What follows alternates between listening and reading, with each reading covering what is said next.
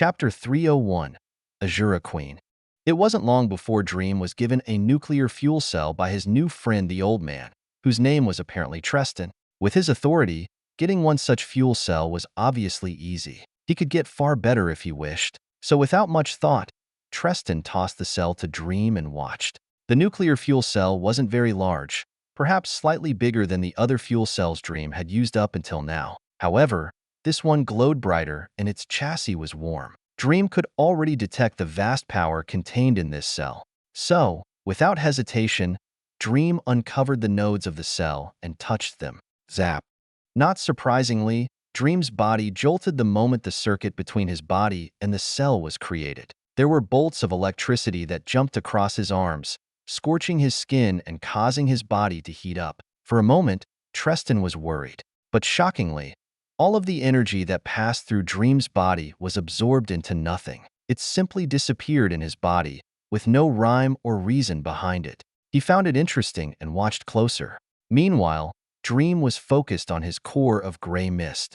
With far more power than before, Dream was able to multiply the size and density of that core. It expanded and contracted as the liquid-like core was continually compressed. Then, Dream watched as a sprout suddenly extended off of the core. It was like a root as it expanded outward, and it wasn't the only one. Hundreds and thousands of other following to create a huge network of magical pathways that interconnected with each other like neurons.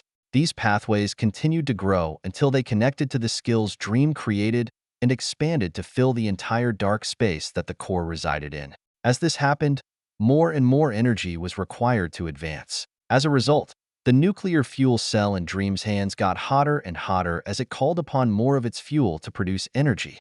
Thorium, the element used in this cell, had massive energy density, and a small bit of thorium could last years with normal consumption. But with larger power draws, far more was consumed at once. Dream's body no longer jolted though, as all of the energy passing through him was more easily absorbed. The wounds that the energy caused were also healed, as if they had never been there. Treston, who had been watching everything, didn't even notice when the wounds went away. He also couldn't figure out how Dream was doing what he was. Not only that, he couldn't see the occurrences within his body, so he wasn't sure what the energy was doing. Regardless, Dream continued to sit there and absorb the pure energy released by the fuel cell. This process lasted several days, in fact. Even then though, Treston never left, constantly watching, and Dream never moved, only observing his core.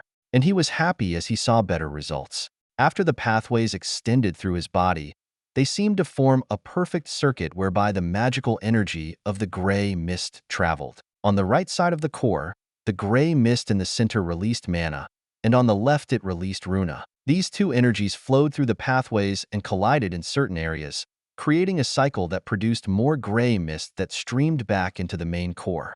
This alone wasn't impressive though. What Dream got really excited about was the fact that his core seemed to be producing energy from nothing. The gray mist that was created as a result of collisions between the two opposing energies acted as more fuel for the core, adding to it. But Dream had noticed long ago that his core, when drawn upon, didn't diminish in the slightest. This basically meant that Dream was infinitely producing more energy for himself and constantly expanding his pool, even without external input. Either way, with this process of perpetual growth, Dream's core and pathways that were previously liquid-like gradually turned solid, like a crystal. It represented another jump in sheer density for his magical power. Once everything had turned solid, Dream felt a small fluctuation, like a pulse through his being that signified his advancement.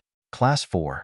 He mumbled as he felt his power. He had pushed straight through Class 3 towards its pinnacle, and now, only one step remained to become a Class 4.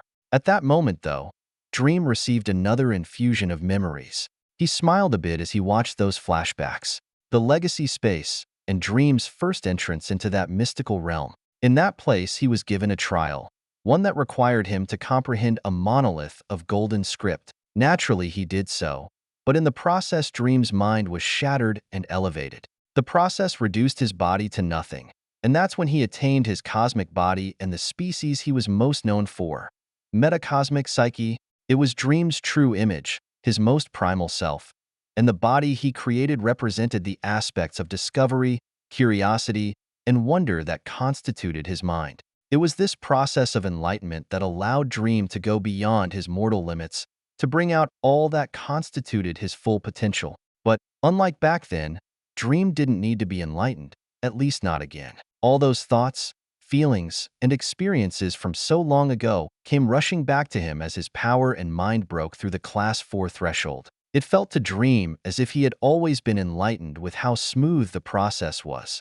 And with that, his body changed. From the tips of his fingers, Dream's skin seemed to turn translucent before turning black like the void. This change traveled up his hands and his arms before stopping after covering his chest and neck, fading into the rest of his skin. Then, within that new void bloomed colorful stars and explosive nebulae, as if there were a growing universe within his body. Treston, who was still watching, felt his eyes go wide in surprise.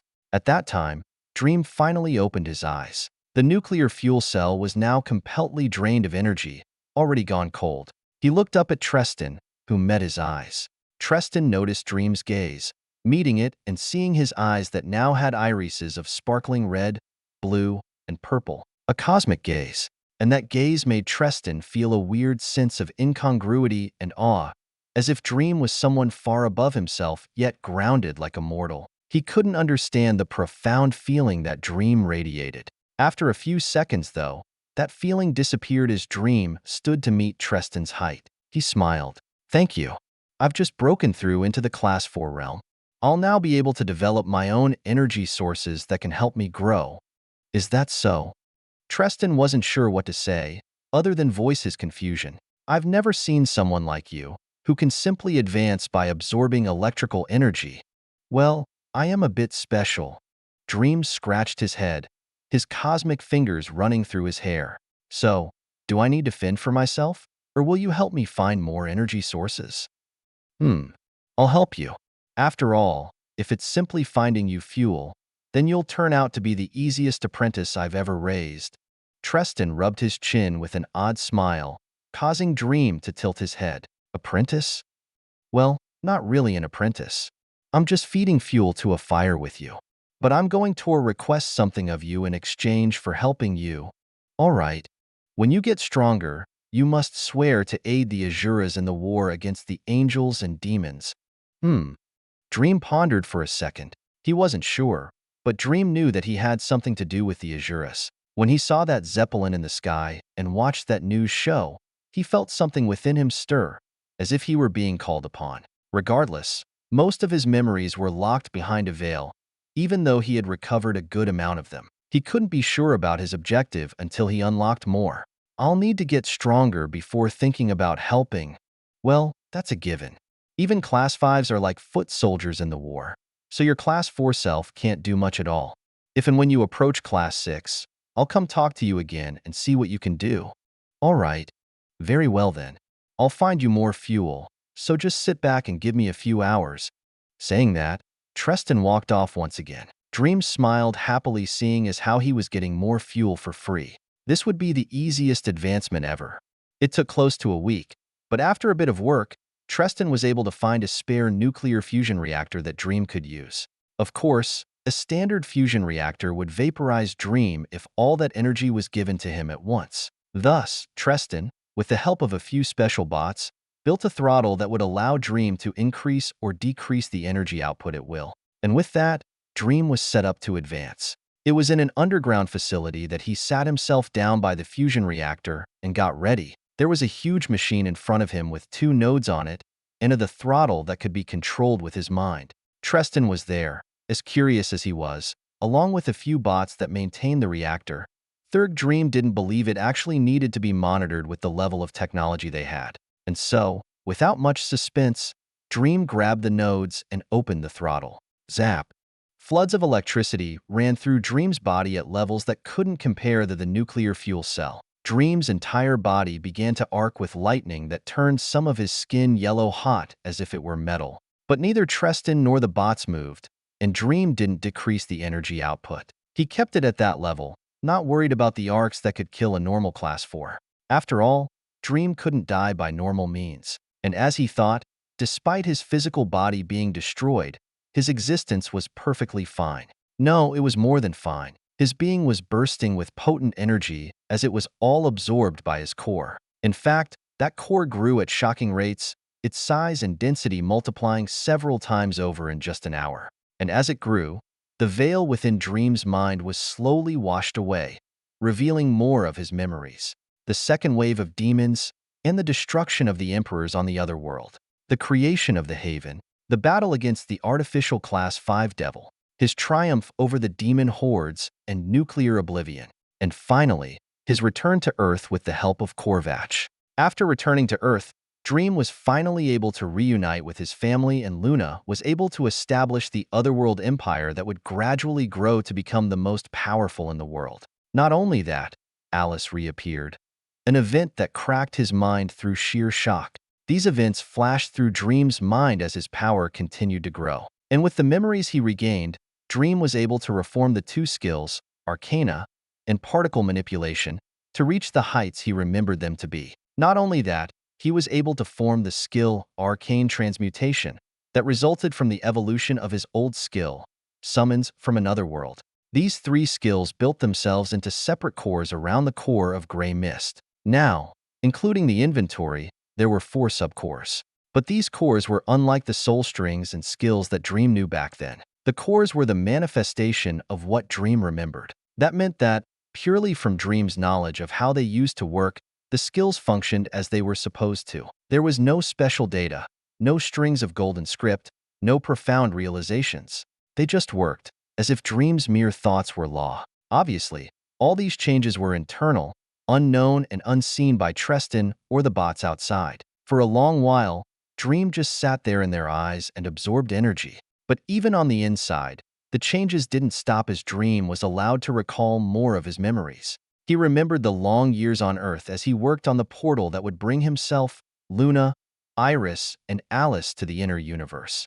During this time, Dream was able to learn more about the fabric of space and the chaotic void. He learned to bend and travel space as his skill, particle manipulation, and arcana, worked together to bend ether and warp the fabric of reality. This allowed him to travel obscene distances in mere seconds, traveling between entire galaxies. Along with that, he developed his infamous nanites that could absorb any material and synthesize any element, allowing him to construct vast megastructures without a single bot. And the place he happened to source material from was the sun, an entity of incalculable amounts of hydrogen that could be reorganized into whatever element he needed. And speaking of the sun, several years into his time on Earth, Dream got married. The venue was atop the star itself, and it was there that Dream made his vows to the 3 women who would be bound to his very existence forever. A ceremony carried out by an archangel and an eternal covenant. It was there that Dream got his second title, the only one that was allowed by the system other than Origin Seeker. The husband title.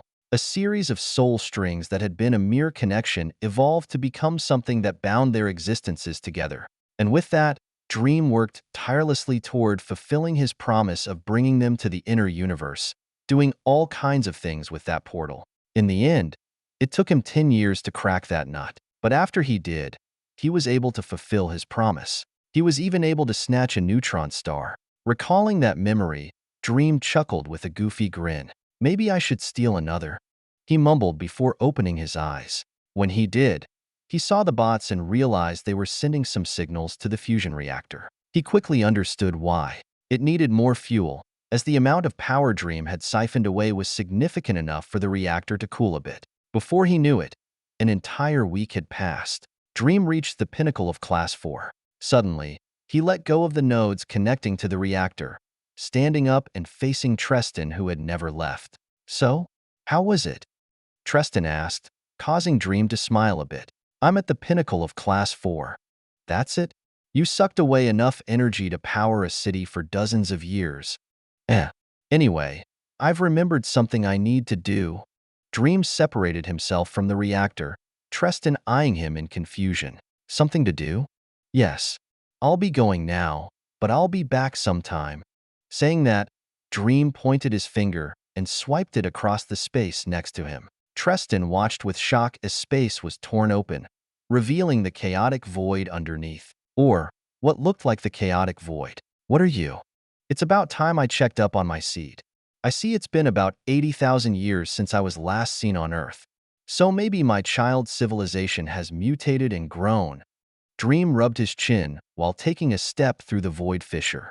Treston watched as it closed behind him. Right as it closed, though, he felt an unfathomable pressure bear down on the place. Stop. Dream. A voice rang out, obviously panicked and hasty. Unfortunately, Dream was already gone. Treston turned his gaze at that moment, laying eyes on the source of that pressure. A woman in a red dress, one that draped down her legs and faded into nothingness, drifting in the non-existent wind. A brilliant third eye on her forehead that resembled a powerful red jewel. A sword that floated by her body, as if with a mind of its own. Treston quickly bowed to the woman. Azura Queen. Where did he go? Unlike her normal self, the Azura Queen was urgent as she scanned the space stream just passed through. Amazingly, though, there was absolutely no trace of him tearing open the void. Before Treston could explain, she grit her teeth. Damn it. That damned brother. It's been thousands and thousands of years. Must you vanish right when you reappear? Ugh. She kicked a nearby machine, and Treston watched it disintegrate under her power. Of course, that was nothing compared to her true power.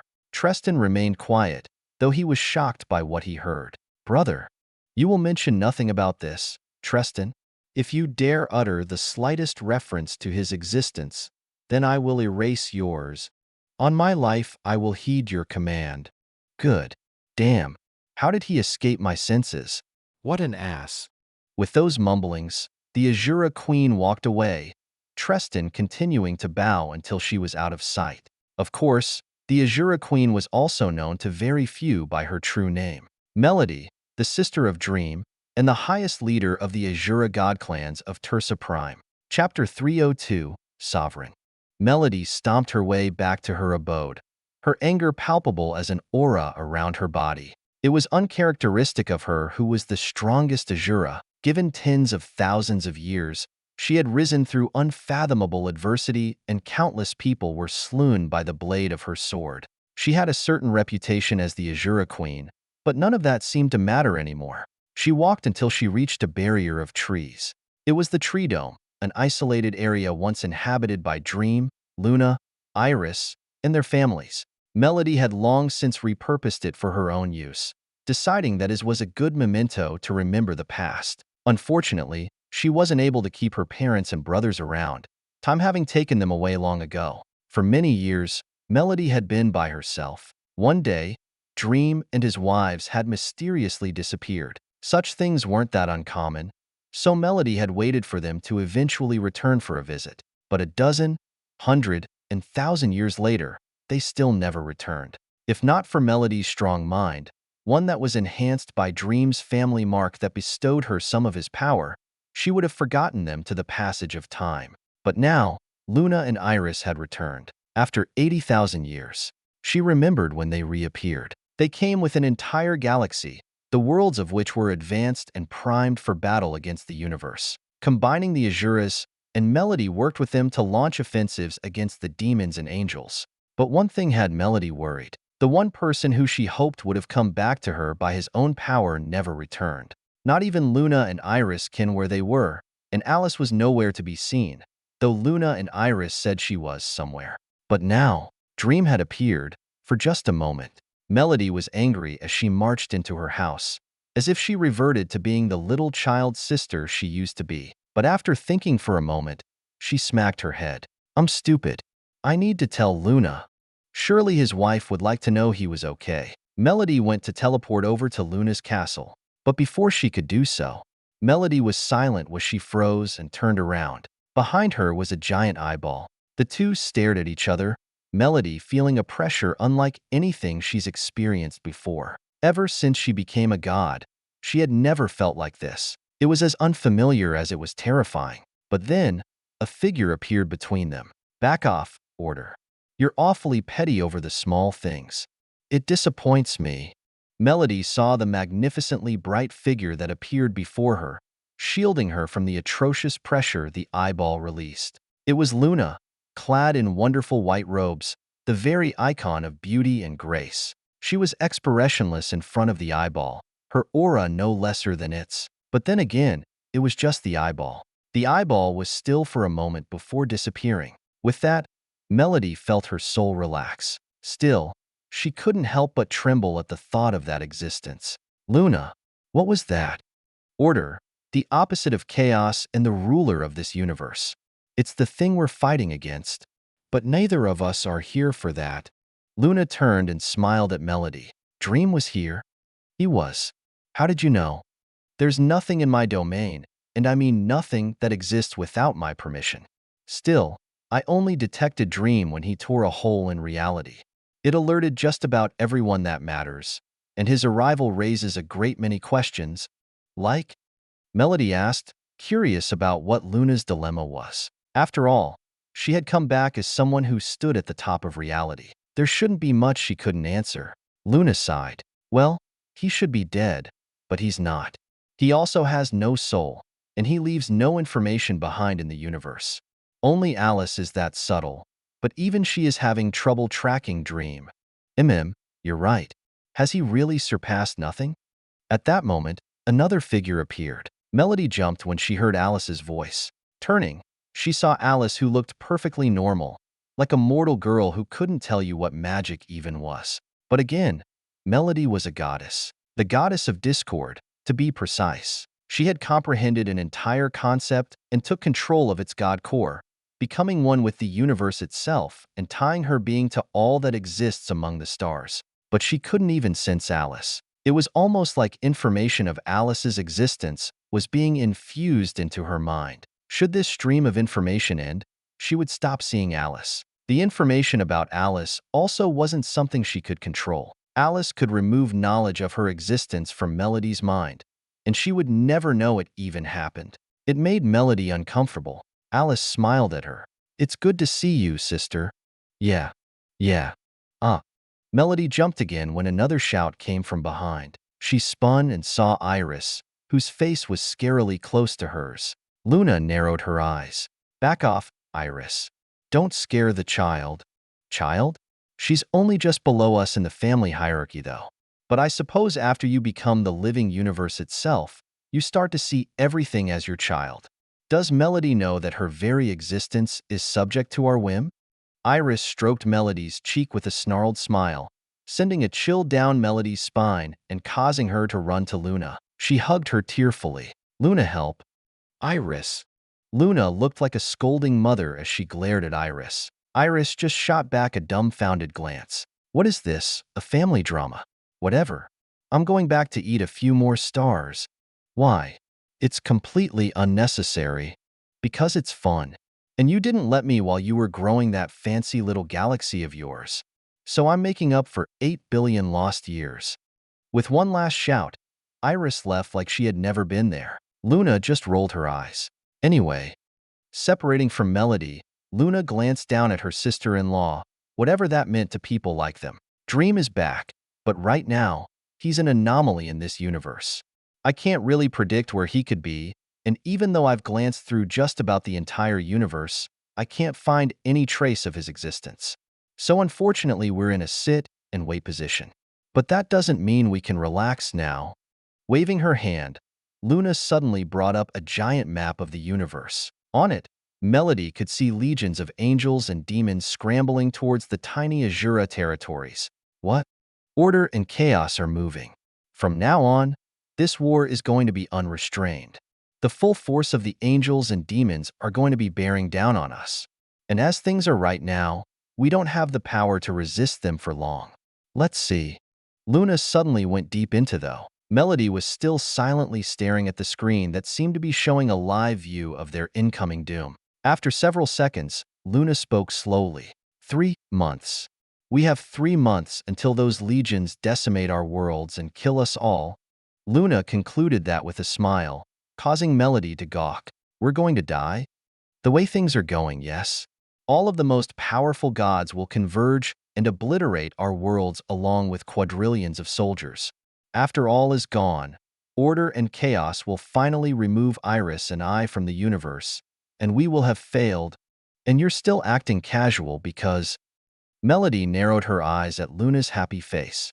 Luna turned her head away from her stare. Well, I'm sure my husband isn't just standing around doing nothing. He'll do something. Probably. I'd like a little more certainty than blind trust. Melody flailed her arms exasperatedly. Luna shrugged. It'll be fine. I have blind trust because he's the only variable that can't be known. Just prepare your armies and hunker down. Our soldiers are going to face cataclysmic battles. Also, make sure they get used to the Chaos Eaters. Those things? Melody got goosebumps thinking about those terrifying monsters. The Chaos Eaters, Iris idealized soldiers, were the very icons of horror and death. They grew by spawning from a massive seed implanted in the cores of planets, a galactic parasite that fed on the life of worlds. They were universally feared by all throughout the universe, even by the demons who no longer held the throne for most terrifying enemy. Melody wanted nothing to do with them, to say the least, let alone her soldiers who might collapse at the sight of them. We'll see. Just prepare for the inevitable. Now, I'll be going. With that, Luna finally took her leave. Melody sighed and took a seat in her house, collecting her thoughts. Dream was back. She wondered where exactly he decided to go. Meanwhile, the king, he who was prophesied, the sovereign has returned. Sovereign. A few trillion bots levitated below Dream, who stood in the sky. He had brought himself deep into the Andromeda galaxy in order to revisit the seed he dropped in this world he once destroyed and abandoned. The other world he was transmigrated to was nuked into oblivion long ago, and when he had moved the haven to Earth and left, the last item he left for this world was a mechanical seed. So many years had passed, and Dream didn't know what he was expecting from that seed. But it seemed like something had indeed mutated along the way, because now there were quadrillions of sentient machines that had transformed this destroyed world into a machine world. This world wasn't the only one either. These bots had gone beyond the planet to inhabit the entire solar system. Along the way, they developed the ability to siphon material from the star to harness nigh unlimited energy and material. Now, the entire star system was a mechanical marvel, with the machine species currently constructing a Dyson sphere and a massive ring world. But even with all of this, Dream was able to come back and easily declare himself the progenitor of this machine species. Back then, Dream had created a backdoor program for the mechanical seed, stipulating that a few keywords would immediately designate the speaker as the sole master of every machine ever spawned from the seed.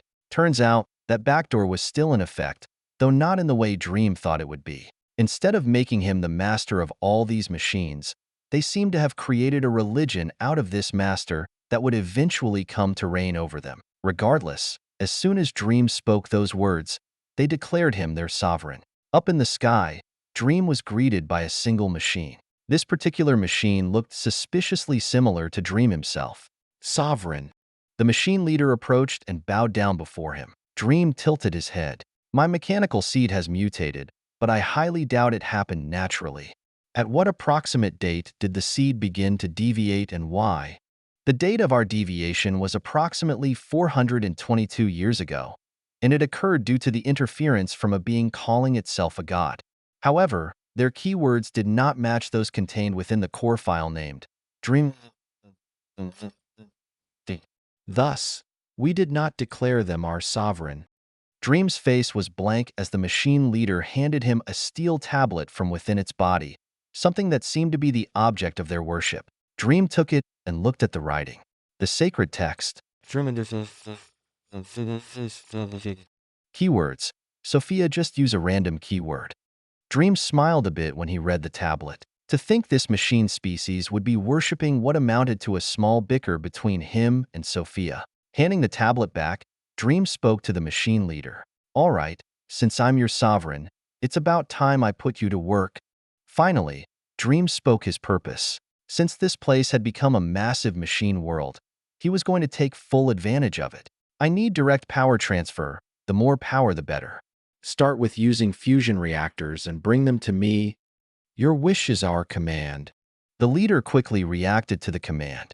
Then, only seconds later, Dream could see the planet below surge. A massive spire rose up to greet him, allowing him to stand. Then, a throne presented itself below his body and let him sit. The throne was connected to thousands of wiring connections, and Dream connected to them. Before the power came, though, the machine leader floated out and stood before all the trillions of bots below us. My bots, we now have our true leader. The prophesied one has come, and we will give him everything. Redirect all power. Give our sovereign strength. All? Dream was surprised for a second before the planet suddenly glowed. He barely looked to the machine leader before being blinded by a light brighter than the star. His face turned weird as power began to incinerate his body. Why do I feel like I'm getting the electric chair? Chapter 303, Croya. For several moments, Dream felt the entire power output of the planet surge through him. Light bloomed as his entire body was engulfed in lightning, and internally, dramatic changes took place. Dream could feel his core of gray mist expand uncontrollably, multiplying in size every second. If the core were the size of a basketball before, it had instantly jumped to the size of a mountain, and it didn't show signs of stopping. From a mountain to a continent, and from a continent to the size of a small planet. The core of gray mist grew explosively for an entire hour before calming down. But the changes didn't stop its size. After becoming the size of a planet, Dream could feel the core churn as a small point in its center opened up. At first it was just a small void, but that void expanded, pushing all the gray mist into the outer walls of the core and creating a hollow sphere. At the same time, the small core that Dream had used to create the inventory merged into the main core. With that, space filled the void of the main core. But unlike the space in the normal universe, this space within Dream's core was turbulent, a mess of wavy energy that didn't follow rules nor laws. Dream quickly realized what the problem was. It wasn't that the space wasn't following the laws of physics, but that there were no laws of physics for it to follow. The space within the core wasn't subject to the laws nor concepts of the universe. At the same time, Dream's mind began to elevate, attuning to the concepts and revealing the invisible information of the universe. His memories also began to return. The trip to the Azura world, the awakening and development of Tersa Prime, Earth's merging with Tersa Prime, Luna's return to Dream from heaven, and the takeover of the concepts that triggered the Great War. Everything came flooding back, even up until the point where Dream had thrown away his power before recklessly infusing his being into the four greatest concepts. With these memories came knowledge and awareness of the concepts, and with awareness came the bridge that extended itself to him in the form of energy. Stop. Suddenly, he spoke. In that instant, all the power that had been rushing into him was shut down. The entire robotic world had their focus trained on Dream as he stood at the highest summit. He was still for a long while as his core continued to roil and thrum. And then, space shattered. Retreat. Retreat. All the nearby robots instantly ran away as even the chaotic void around Dream was torn apart. It was a cataclysmic bomb that expanded for hundreds and thousands of miles. It engulfed the entire planet, all the robots destroyed with it. For a while, nothingness existed in the space around Dream, until a light bloomed in the darkness. From Dream's chest came an explosion of energy, and then the planet reappeared, as if it had never been destroyed. All the robots, thinking they were dead, were stunned when they regained themselves. The leader before Dream, who had never left even in the face of death, spoke with wonder. Its robotic eyes flickered with something other than digital code. From its being, one could feel a soul. They could feel life. The leader was the first to realize, all the others not far behind. The Sovereign has blessed us. Hail the Sovereign. Hail. Hail. Hail. Chants rose around the entire planet. But the man who was the center of it all wasn't exactly in the right mind to be paying attention. Dream's eyes opened to take in the universe. What he saw was no longer the darkness of space or the gray of metal. When he looked down at the machine world, information, the lives of his robots, the roots of their souls, the bridges of energy that bound their existence to the universe, the dust and ash inherent to every being, one that made them a part of the concepts. It was all centered onto him, and within him, within his core of gray mist, was an identical image of every single robot and every single atom of the machine world. This world now existed both within him and beyond him, as if he was the universe they were rooted to. And there was one energy within him that allowed all of this to happen. Dream looked at his core, which was no longer simply gray mist. Croya. That mystical, unknown energy that Dream was unable to find or create before he died, or that he died to create. It was on the same order as dust and ash, but unlike them, it was unbound and unaligned with order and chaos.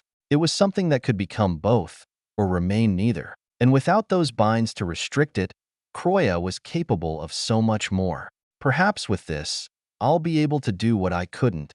Dream observed the world under him. Then, he smiled at the leader. I totally did that on purpose. I truly am a genius. The sovereign is all-powerful. Oh, but there's someone I want you all to meet. Let me see if I can grab him real quick.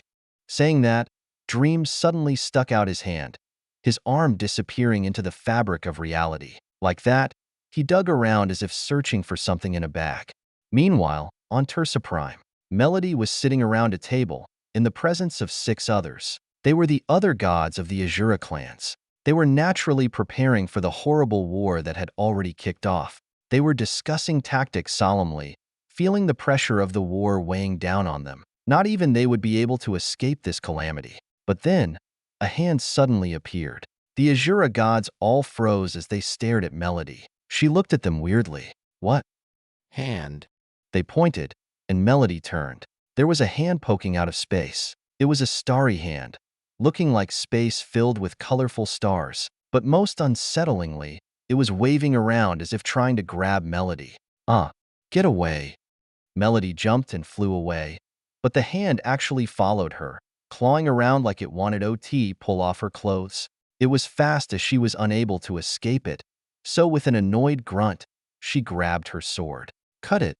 She slashed down, and space along her blade was cleanly severed in 2. Considering that space on Tersa Prime was reinforced by tens of thousands of times, this was an impressive display that showed power capable of surpassing the entire planet.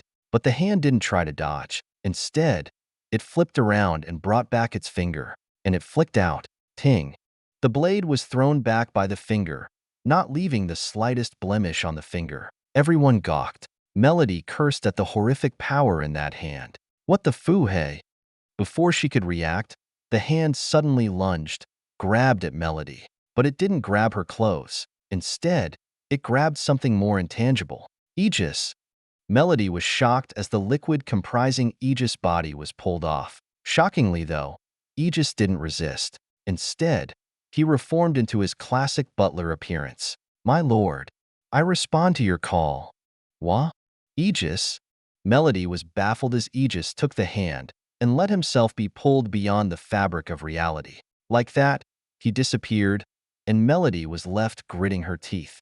Damn it, Dream. Back on the machine world, Aegis appeared when Dream pulled. He instantly fell on one knee. My lord, words cannot describe how thrilled I am to be before you once again. Hoo-hoo, it's good to see you too, Aegis. But flattery doesn't work on me. I'll still upgrade you, though. It'll be my treat. I am honored by your blessings. Your words make me feel tingly. Dream smiled weirdly. Then, he turned to the leader of the machine world. This is Aegis. He is my butler, and from this day forth, shall be the leader of this machine world. The sovereign's word is our command. The entire world called out. Then, Dream turned back to Aegis. Take my hand. Aegis did as he asked, and suddenly, he was engulfed in the same cataclysmic fractures that overtook the machine world. Dream saw Aegis appear within his core, and then, he reappeared in the universe. Good. I have something in mind for your upgrade, but it'll have to wait until I get the materials for it. Instead, there's a project that we all need to begin carrying out. Machine world, heed my words. Dream turned his head to the space beyond. Now more than ever, he could feel the turbulence of the world. It was worse than before. He could practically taste the calamity befalling the Azuras and his wives. He smiled, though. From now on, we prepare for total war. His words sent a shockwave through the world. The robots roared. War! War! War! War! War! Dream heard the chants and smiled even wider. Go and harvest. With a wave of the hand, the surface surged. The Nantes that had long engulfed the planet piled on each other and began constructing continent-sized ships. Robots were created and given life. their souls bursting with energy rooted in the mechanical nature of computational power. Ships rose from the planet, all of them aimed toward the stars. Dream led them like an orchestra. Conquer the stars. Bring their spoils to me. The ships lit up with explosive beams that launched them through the void. They appeared before stars, and using the power that Dream gave them, wrapped them in spatial waves and pushed them back.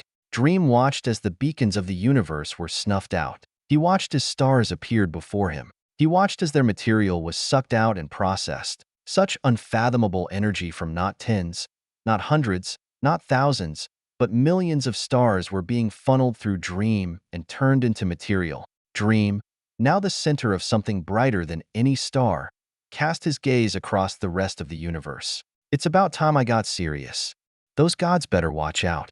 A few of them are going to be material for Aegis, and I like having a strong butler.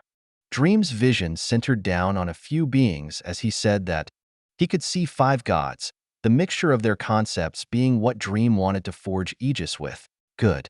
They'll work. But first, I'll need a weapon. Saying that, he focused on all the energy flowing through him. He grinned as he began creating the perfect weapon. The gods had been gathered.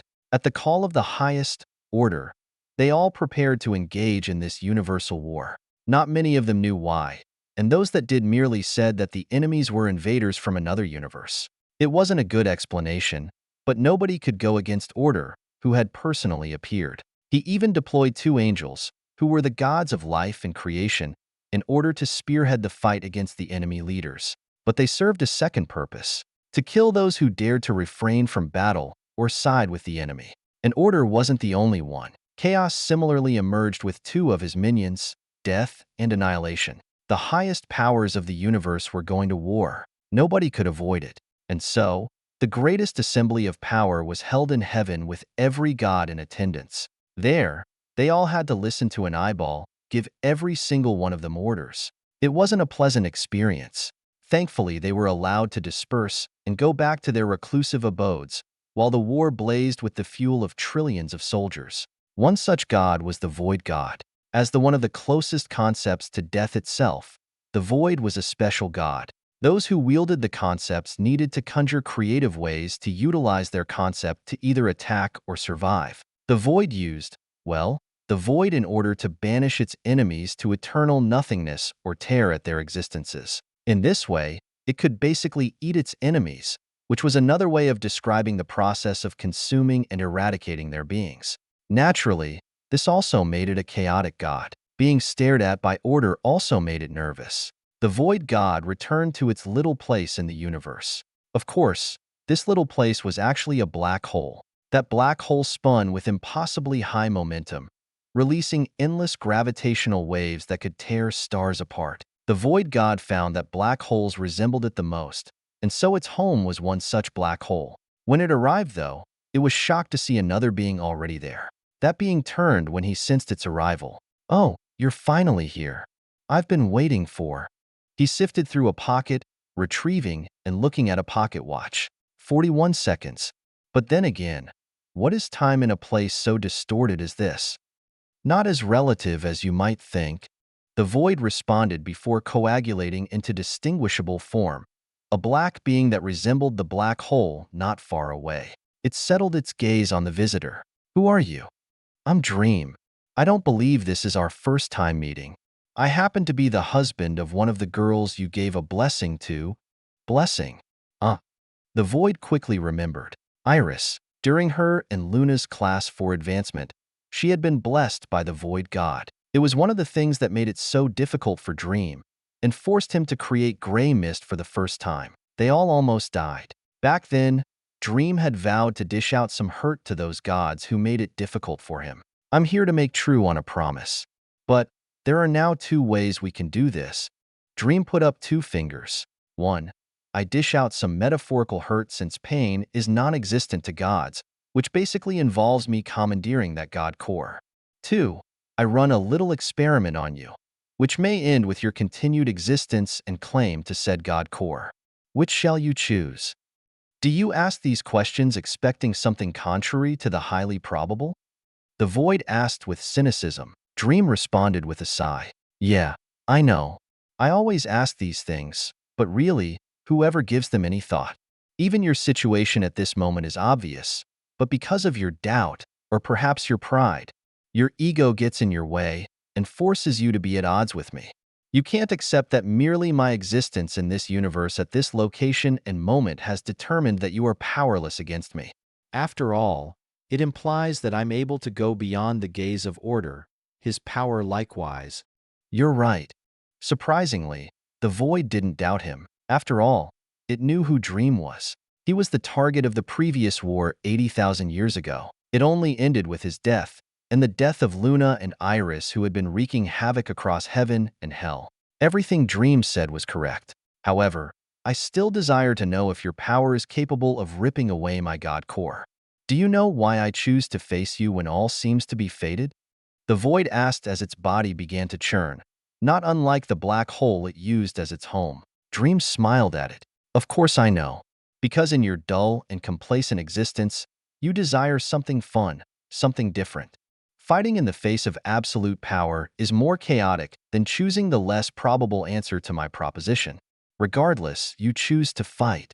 And you knew that before even coming here. So why ask in the first place? What can I say?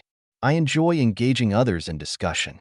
Now, with a flick, a pistol appeared within Dream's hand. In his other hand appeared a bullet, except, unlike a normal bullet, a neutron star was compressed into the cartridge. He loaded that bullet into one of the chambers of his revolver, pointing it at the void god. Dream himself felt a bit thrilled.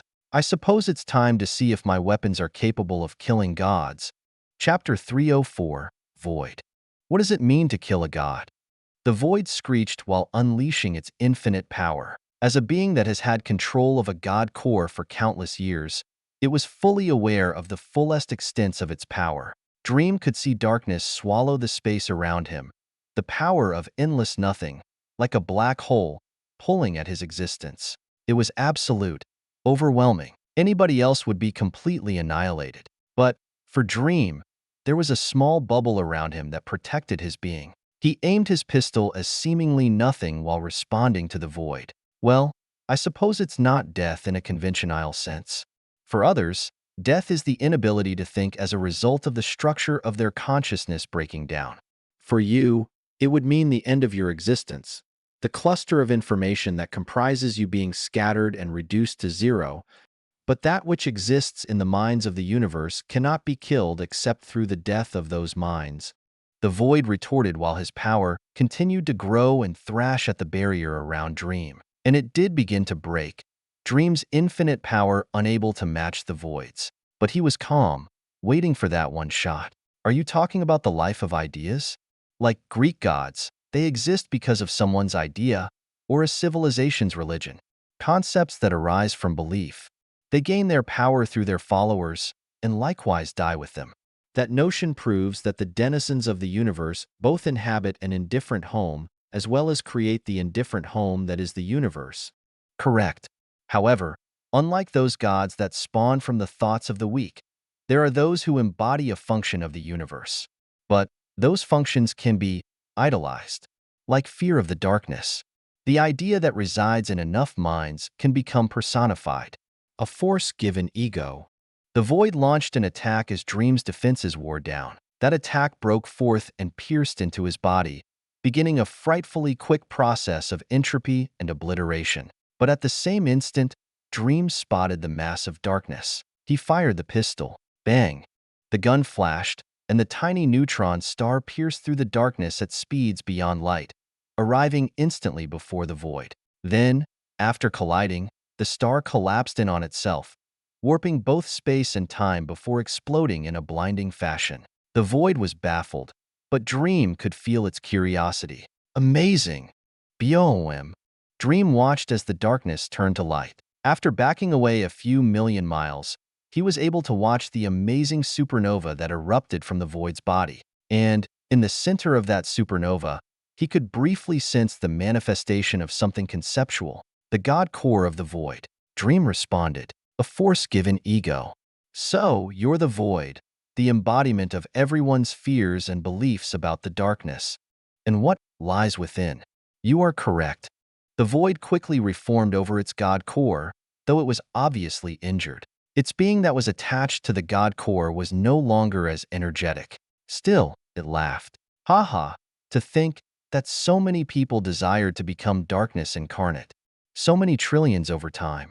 Entire civilizations have destroyed themselves over darkness. They tried so hard, and yet, all their powerful thoughts created that which would snatch away their dreams. I am the product of their desires, and am also the target of their hatred. But everything, both hatred and worship, give me the power to control what they couldn't. The void rose, meeting Dream face to face. It took on a form comprised of not information, but the lack of it. Dream could see a hole in the universe. That was it. I am darkness. I am the void. I reside across the entire universe, there when light isn't. I am no different than death itself, and not the fake death that so many demons think they understand, but true death. And I saw you. For but an instant, when you crossed over that threshold and gave yourself to what should have been my dominion. Nothing, but something, took you away. I was quite angry, not that I could do anything. Well, you see, when you do cross into nothing, your existence relies on the past to exist. Your mark on the universe is all that's left. So much as kicking a pebble on a road will cause the universe to contain a record of your existence.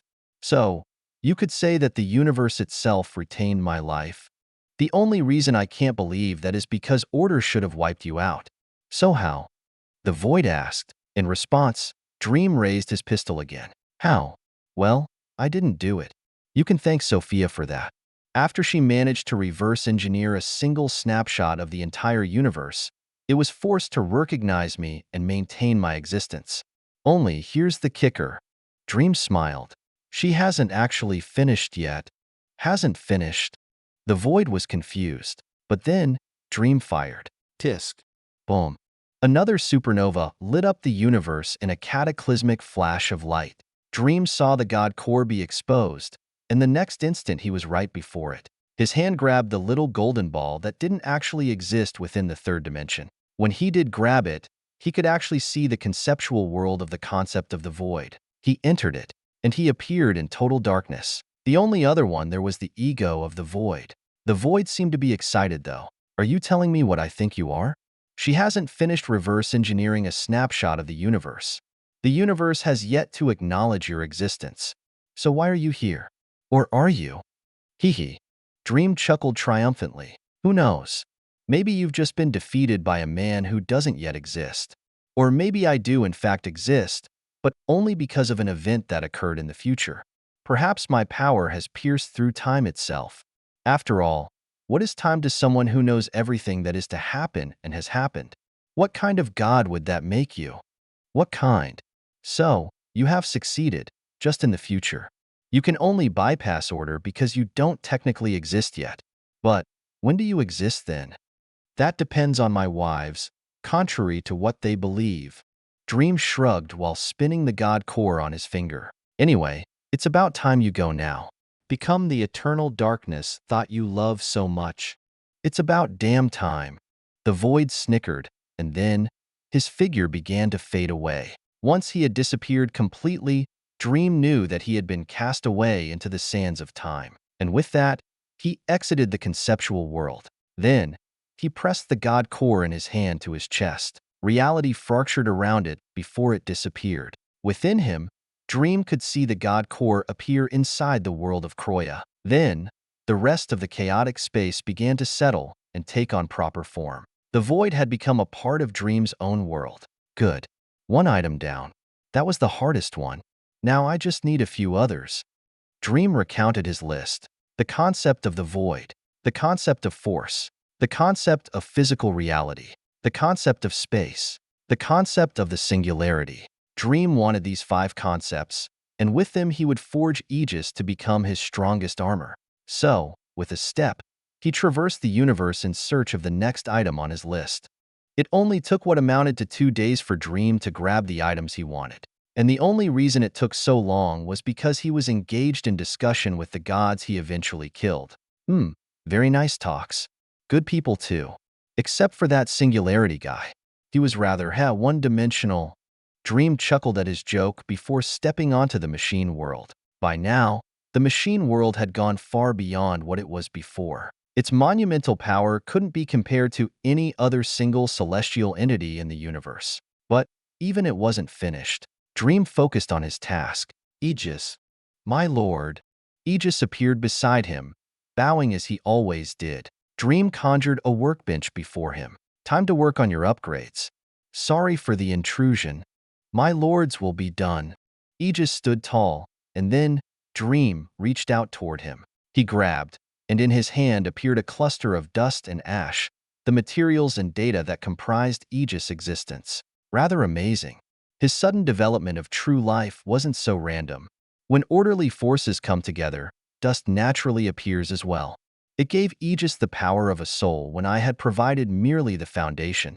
Anyway, moving the soul, Dream set it down on the workbench. Then, he took out 5 god cores, setting each of them down on the same bench. All right, now we begin. He smiled. Then, his hands opened. First, the void. The god core floated above Aegis' soul, and the soul itself began to wrap around it. But merely attaching Aegis' soul to the core wasn't enough. Aegis is to become the void. As if his words were law, the god core suddenly began to break down. And then, the particles that composed that concept mixed into the soul. It became a dark mixture, like a liquid formed of pure darkness. Now, the singularity. The second god core came. The singularity was something one-dimensional, the furthest reduction of reality that could exist. Of course, reality only referred to everything that existed, so it was not the furthest reduction of the totality, which was everything and every nothing. When Dream decomposed the singularity, it sank into the dark mixture, and then the entire thing shrunk into oblivion. Something one-dimensional was technically something that couldn't be interacted with. It was itself and nothing else, having no connection or relation to the rest of the universe. But Dream had a counteragent against this little, that would allow it to freely transition between both states. Space. He called, and the god core moved to where the singularity was. However, Dream needed something to connect with that singularity in order to bring it back to the third dimension. Truthfully, there was one thing that could connect with a singularity. Black hole. At the tip of his fingers, Dream conjured a small black hole.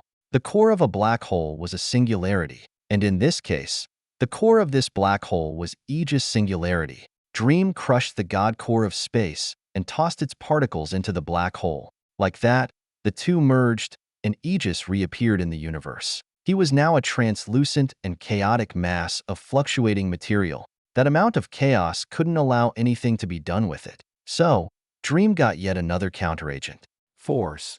The god core moved and was broken down, infusing into that violent mass. After that, it actually disappeared.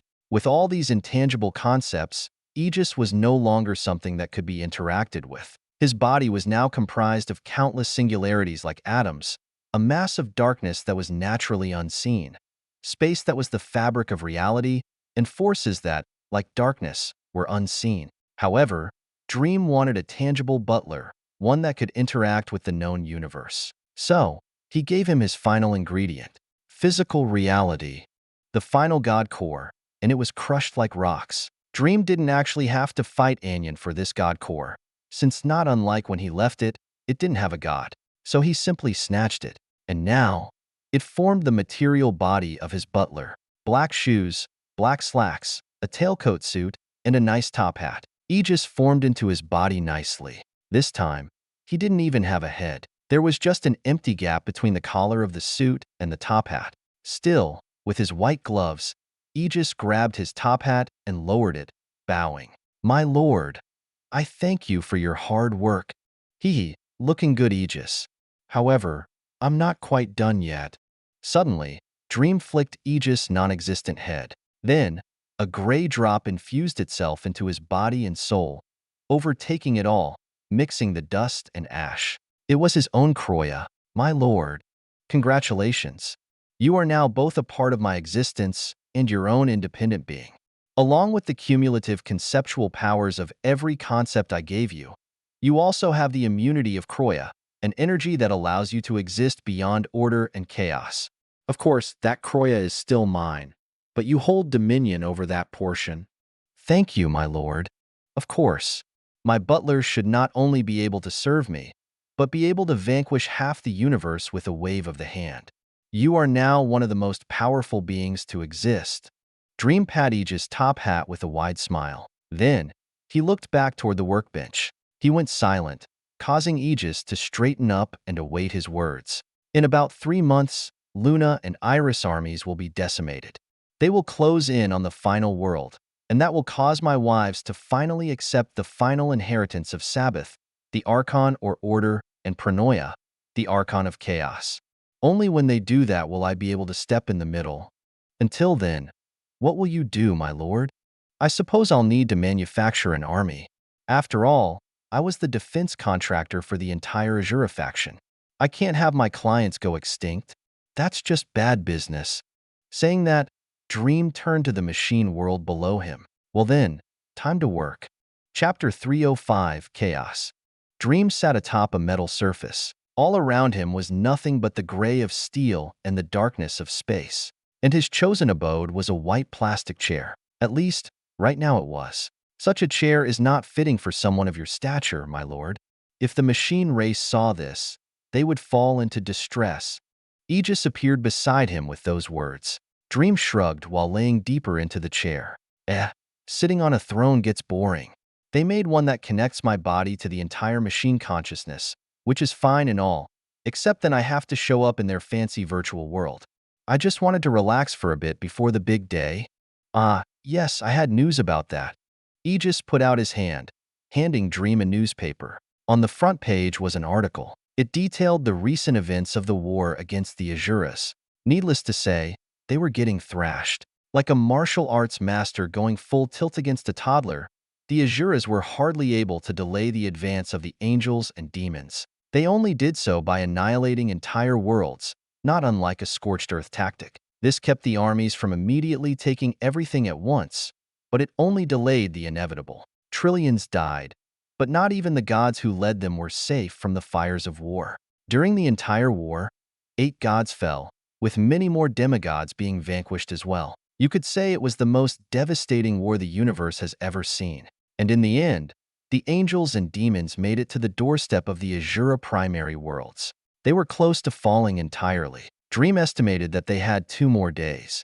But before then, the heads of these 2 warring sides would make their move. That would also be when Dream needed to step in.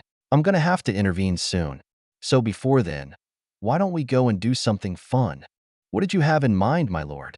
Hopefully not something that involves a conceptual paradox. No paradoxes this time. Instead, I was thinking of getting myself a power source. Dream rubbed his chin, tilting his head back and settling his gaze onto the infinite universe beyond him. Aegis was a bit startled, though. A power source? Is there anything in this universe that could possibly provide you with a greater source of power than your infinite core of Croya? Well, something like that. Don't underestimate the physical universe. I killed the void god with the supernovae of neutron stars. Of course, I could only do that because I represent a new dynamic of power never before seen in the universe. But nonetheless. Then, Aegis pondered for a short moment before getting an idea. Are you looking to capture a black hole? Something like that. Dream smiled mysteriously, causing Aegis to guess again. A supermassive black hole? Kind of. Unfortunately, what I want doesn't quite exist. At least not yet. I plan to make it, but in order to do that, we'll need to answer an age-old question. What's inside a black hole? Dream stood. Then, he pointed his finger to the sky. His finger hovered around as he began to mumble. 14 billion. 140 billion. 1.4 trillion. 14 trillion. There we go. He stopped his finger. That one. The most massive black hole in this universe, clocking in at about 520 trillion solar masses. It contains the mass of some galactic superclusters, and it would take a few tens of years to travel its circumference at light speed. Truly the largest single celestial body in the universe. No star could compare to its colossal size, and it's located at the center of the largest void in the universe. Come, let's go and see this behemoth. Saying that, Dream took a step forward, and it was like he melted into the fabric of reality. Aegis quickly left as well, and the two reappeared at another location that was beyond the known universe that Earth had observed many years ago. Only, the place they appeared in was graced by absolute darkness. Not even Dream could sense any light particles. There was quite literally nothing for many thousands of light years around, but that was just looking through the standard lens of light and matter. Dream wasn't limited to such things, and therefore, he was able to marvel at the horrifyingly beautiful hurricane of space and time. The layers of three-dimensional space constantly warped and collapsed in on themselves. It was so extreme that some collapses exposed the underlying second dimension beneath, but those holes were quickly repaired. What was more amazing, however, was what seemed like warping space that was close to collapsing and, instead of tearing holes to the second dimension, was generating four-dimensional bubbles. Of course, Dream now knew that the fourth dimension was home to the concepts, and the barrier between it and the third dimension was literally infinite and technically impossible to cross. But this black hole was so powerful that it was pushing small points in space into the fourth dimension, even if only for tiny moments in time. This black hole was generating enough power to single-handedly rival the entirety of conceptual space, poking holes in the impossible barrier to godhood. But at the same time, that begged the question. If it was so powerful beyond its event horizon, then what was it like inside? What was inside a black hole as amazingly massive as this? If Dream let himself get sucked inside, would he be thrown into conceptual space? Or perhaps he would enter an alternate universe? Aegis, my lord, Dream called, obviously not through normal means. He could see Aegis, who was actually struggling to maintain a foothold in the annihilatory environment that he was in. But through his concepts and God cores, he was managing. I handed you the God core of the singularity, something I took from a being that had the body of a black hole, though one much less massive as this one. And in order to take the God core, I had to enter the black hole. There, I was able to resist the infinite power of the God and destroy the singularity with a paradox, thus allowing me to extract the God core. But entering the black hole's event horizon did nothing special. The singularity was merely a one-dimensional point in space. So why am I here looking to enter this black hole in particular? Aegis was silent, pondering Dream's question seriously. His words meant that Dream already knew what was inside a bulk hole. It was a shallow form of nothing where everything would be reduced to one-dimensional points, like a hidden particle underneath the fabric of reality that nobody could detect. So, if this atrociously massive black hole was the same, then why was Dream here? Well, the answer to that was simple. It was because this black hole wasn't the same as the other. My lord, this black hole has reached such a threshold as to allow it to breach the fourth dimension. This means that black holes have tiers they fall within, each tier granting black holes greater abilities to wreak havoc on the universe. You're correct. You could say that there are two main tiers of black holes. Miniature black holes, which are nothing more than momentary holes in the third dimension, and standard black holes, which generate a singularity.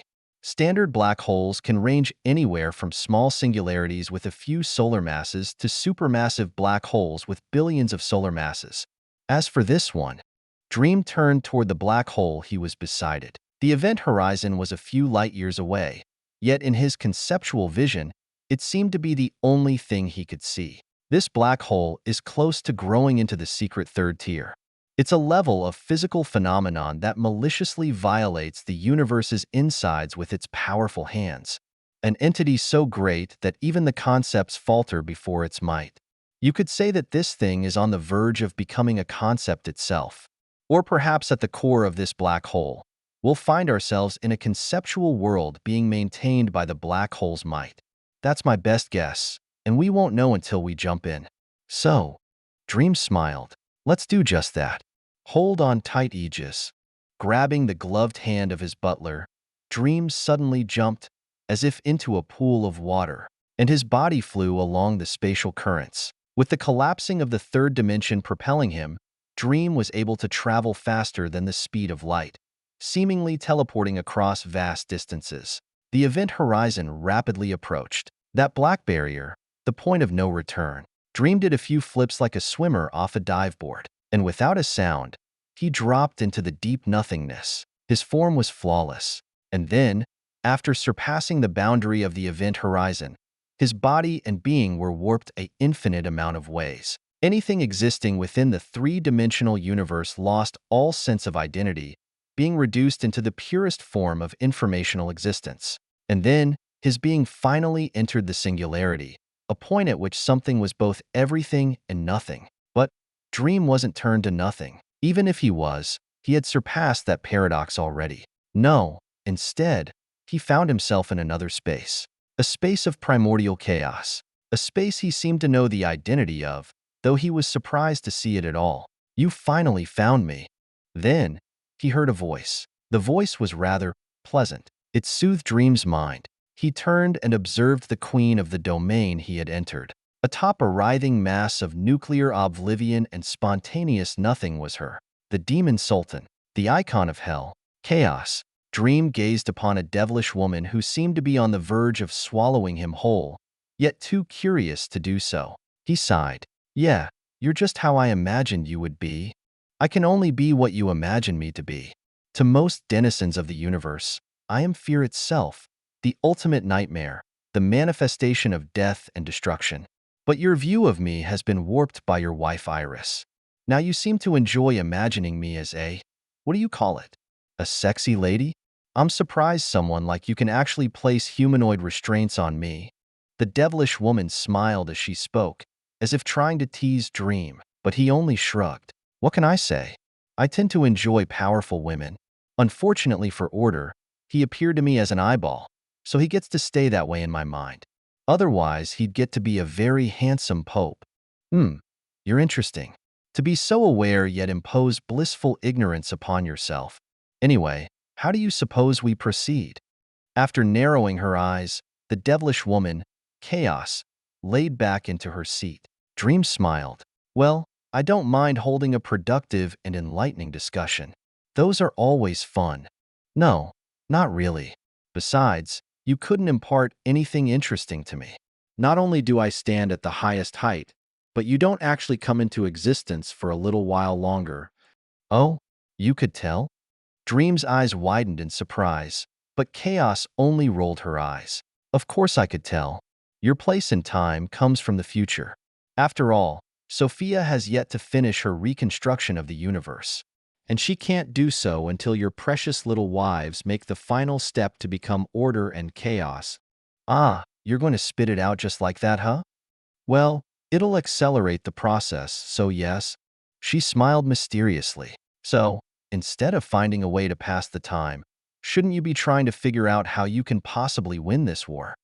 "Well, I don't plan on losing. Though, you being the owner of this black hole kind of puts a dent in my plans. Not that I'm unprepared anyway. Don't play dumb, Silas Dreamer." Suddenly, Chaos stood, and her devilish figure that Dream preferred began to transform. She became true chaos, a mass of infinite forms and faces, one that couldn't be constrained by any law or perception. It, was the definition of incomprehensibility. Chaos was inherently unknowable until it was. To go against all senses, all directions, all logic, all systems. It was the antithesis of order.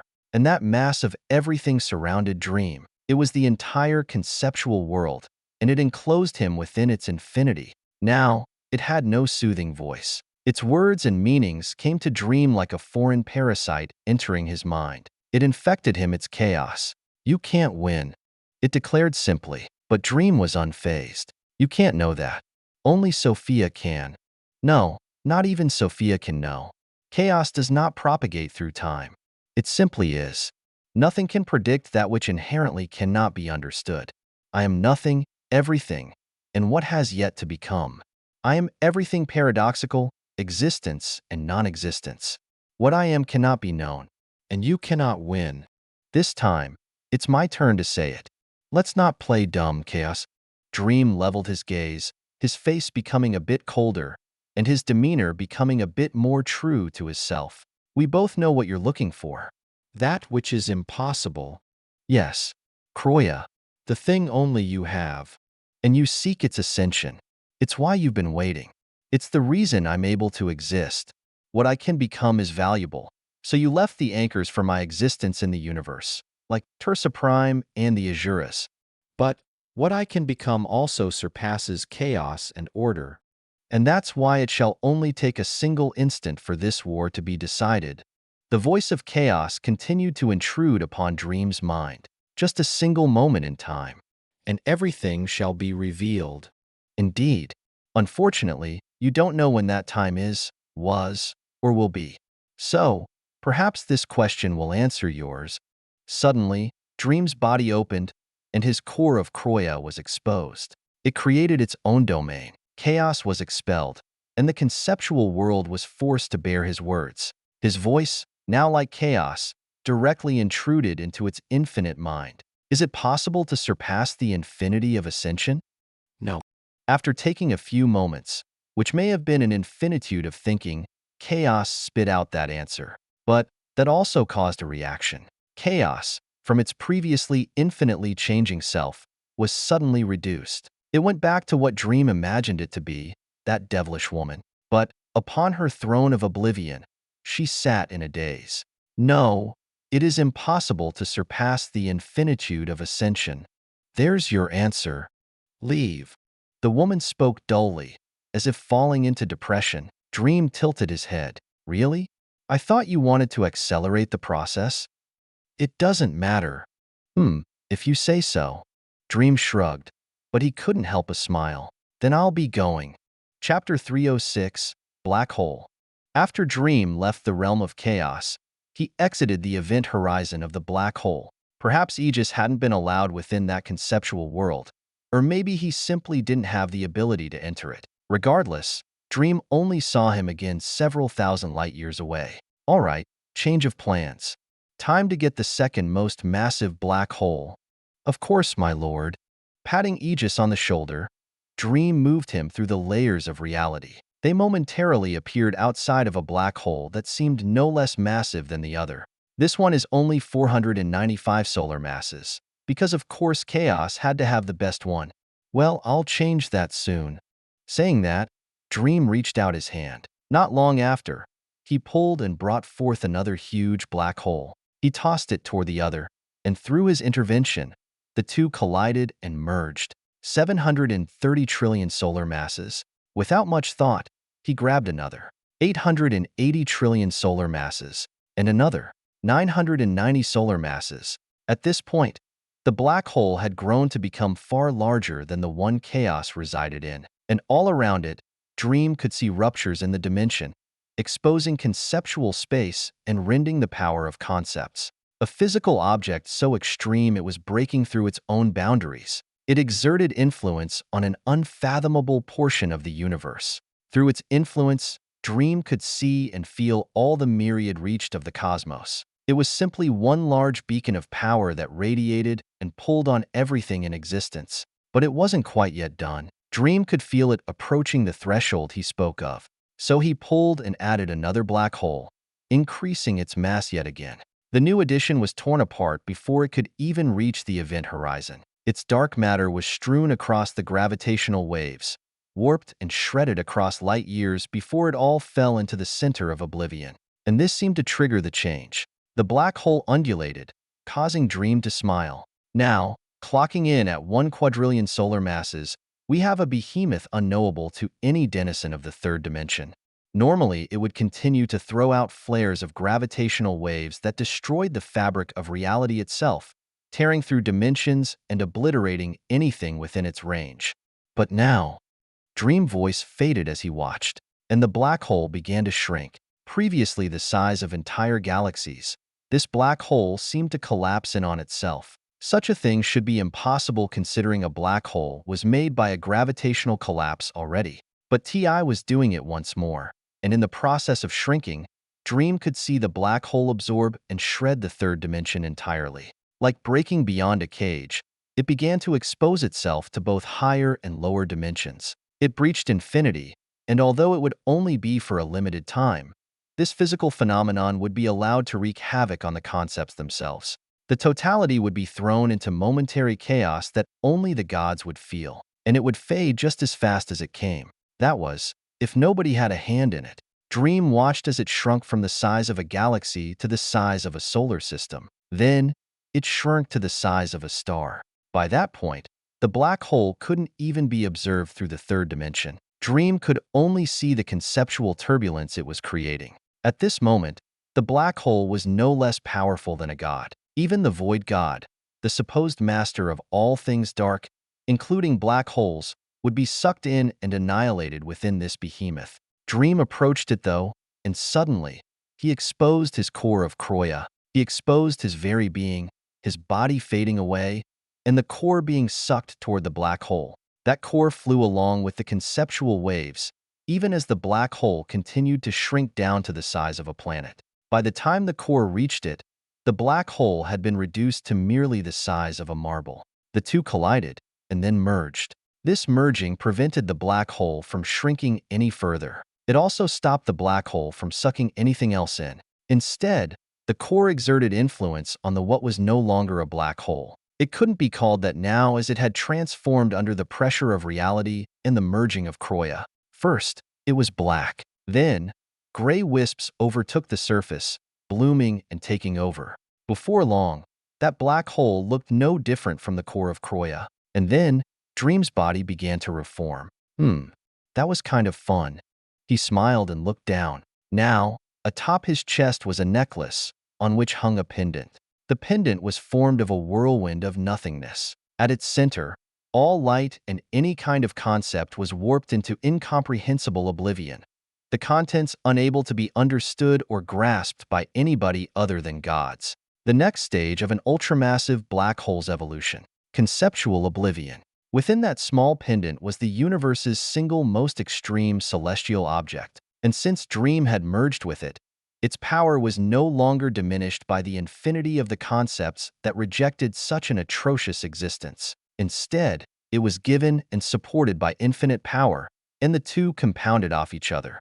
Dream now harnessed what could be considered one of the highest infinities in the universe, a power only gods could hope to defend against. Add to it the power of Croya, Aegis. My lord. Aegis stood behind Dream, awaiting his master's orders. The big day is here. Prepare the armies. It's time for a reunion. Your will be done. The butler bowed before stepping through the void, disappearing from view. Dream stood there alone in dark space, not a star for light years that could be seen. He remained there as the universe began to move. Tursa Prime, formerly a secondary world, this planet was now home to the Azura god clans and the remaining denizens of Luna's galaxy. After each primary world of the clans was besieged and was threatened to be annihilated, Luna enacted one of her drastic plans and had those planets absorbed into Tursa Prime, the Terra cores along with them. This plan was adopted due to the megastructure around Tursa Prime that allowed it to shrink and shuttle through space, making an incredibly mobile celestial body. And the homes of Luna's people were no different. All those planets had been at the forefront of the war, but one by one, they became battlefields before turning to mere tombs. The survivors and the refugees were all gathered into Tursa Prime, turning it into the single most inhabited celestial body in the universe, housing over 5 quadrillion souls. It was now a primary world with power rivaling gods, and its megastructure, especially after undergoing upgrades through the efforts of several gods and the guidance of Luna, was able to keep it alive for a much longer period of time. The Azura clans now lived and died with this planet. But even with all that power, the planet still found itself cornered. It was on that fateful day that Luna felt the action of nearly 200 gods, all of varying levels. This unprecedented gathering was able to pool their power and lock down the planet. Compared to the mere 24 gods that were drawn to Luna's side or raised by her, it was overwhelming. And that wasn't everybody. With their planet locked down, the angels and demons found their way, as if Tursa Prime were a beacon in the night. Luna wasn't the only one who had created massive structures and starfaring vehicles. The angels and demons rode amongst their own transports, some massive beasts like dragons and phoenixes, others starships and sleek metal shuttles. Regardless, these transports arrived by the trillion, carrying many more occupants. Their crowds engulfed the exoplanet. The war had reached its climax. Every soldier was here. The battlefield had been determined. There was nowhere to run. Both Luna and Iris sat atop their thrones on opposite sides of the world, watching as they were surrounded. Luna wasn't particularly happy. Where is he? Who the hell knows? Anyway, When are we going to do it? Iris appeared, her figure floating through the air as she twirled her hair in seeming boredom. Luna frowned. It's a path of no return. Well, all other avenues have been completely exhausted. You're at the end of your rope, backed into a corner. You could interfere personally, but then you'd really get yourself killed, especially now. I don't believe order has ever been stronger, and that's all thanks to you. You don't need to speak the obvious. Luna sighed. The only reason she was worrying was because it was in her nature to do so. She wasn't like Iris, who would leave things to uncertainty. As the new successor of Order, she did things in a strict manner, using predictions and rules. But now, she realized there was no way out. She was truly in a corner, no other options available to her. The situation was unsalvageable. Or, there was another option, but it was one that had just as high of a chance as ending in their demise as directly facing Order would. Perhaps maybe even more dangerous. To complete the succession of the Archons, to accept what they couldn't, to inherit what would kill them. The absolute infinity of Order, the source of all things, the highest energy of Sabbath, origin energy, and its counterpart, the abyssal oblivion of chaos, that beyond both death and annihilation. Null energy.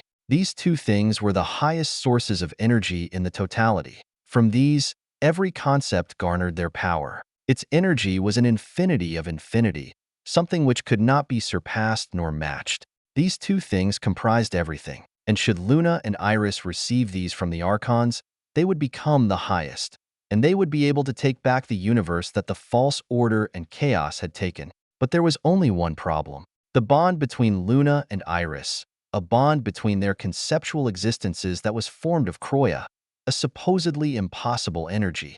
That bond would spell their doom should they receive these energies and not remove it. They would merely kill each other, and the war would end in their enemy's victory. The only way to remedy it was to hope for a miracle. Hope that somehow, the person who put that bond there would be able to strengthen it and withstand the clash of the highest concepts in the universe. It was an impossible situation, and Luna didn't want to resign herself to it.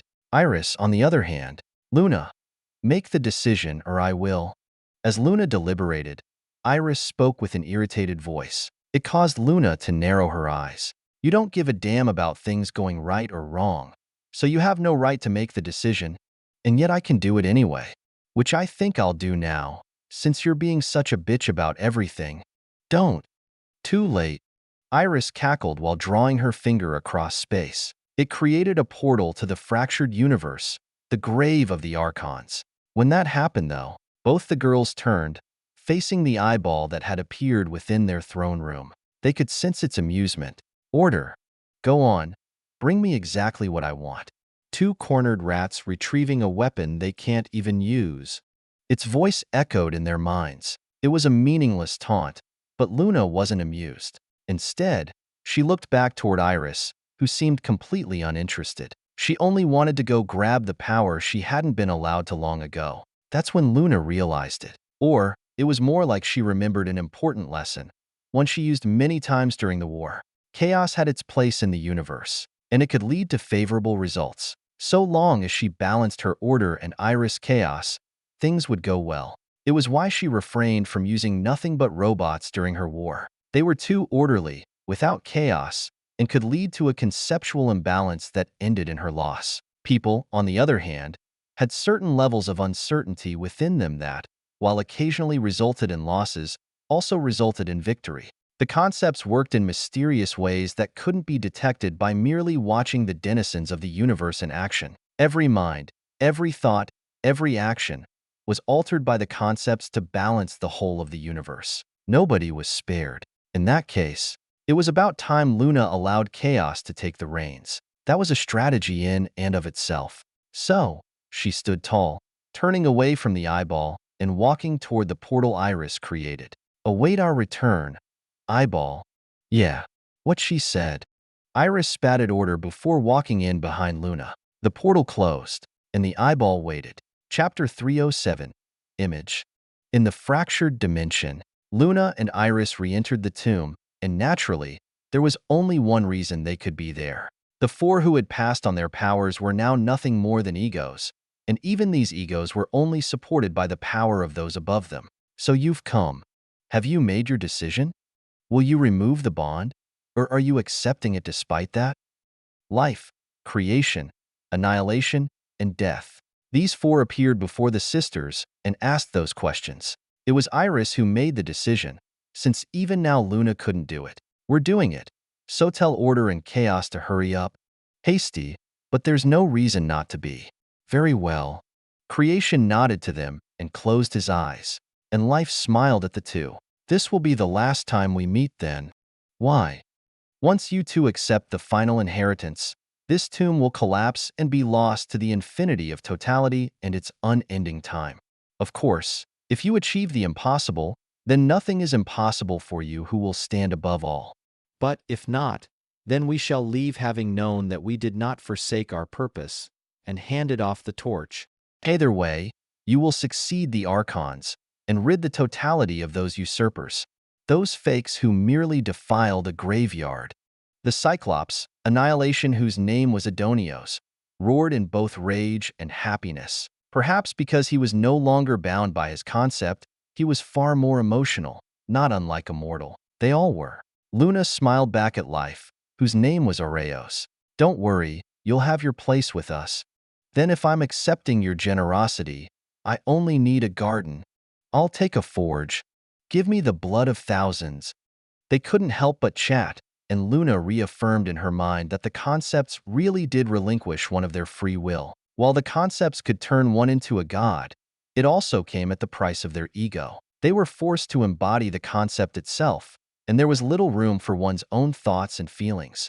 Even Luna knew how different she was, but despite that, she coddled and wouldn't do anything about it. Instead, she was about to take a step into the deep end. She turned toward the figures in the distance, those colossal bodies that eclipsed entire galaxies.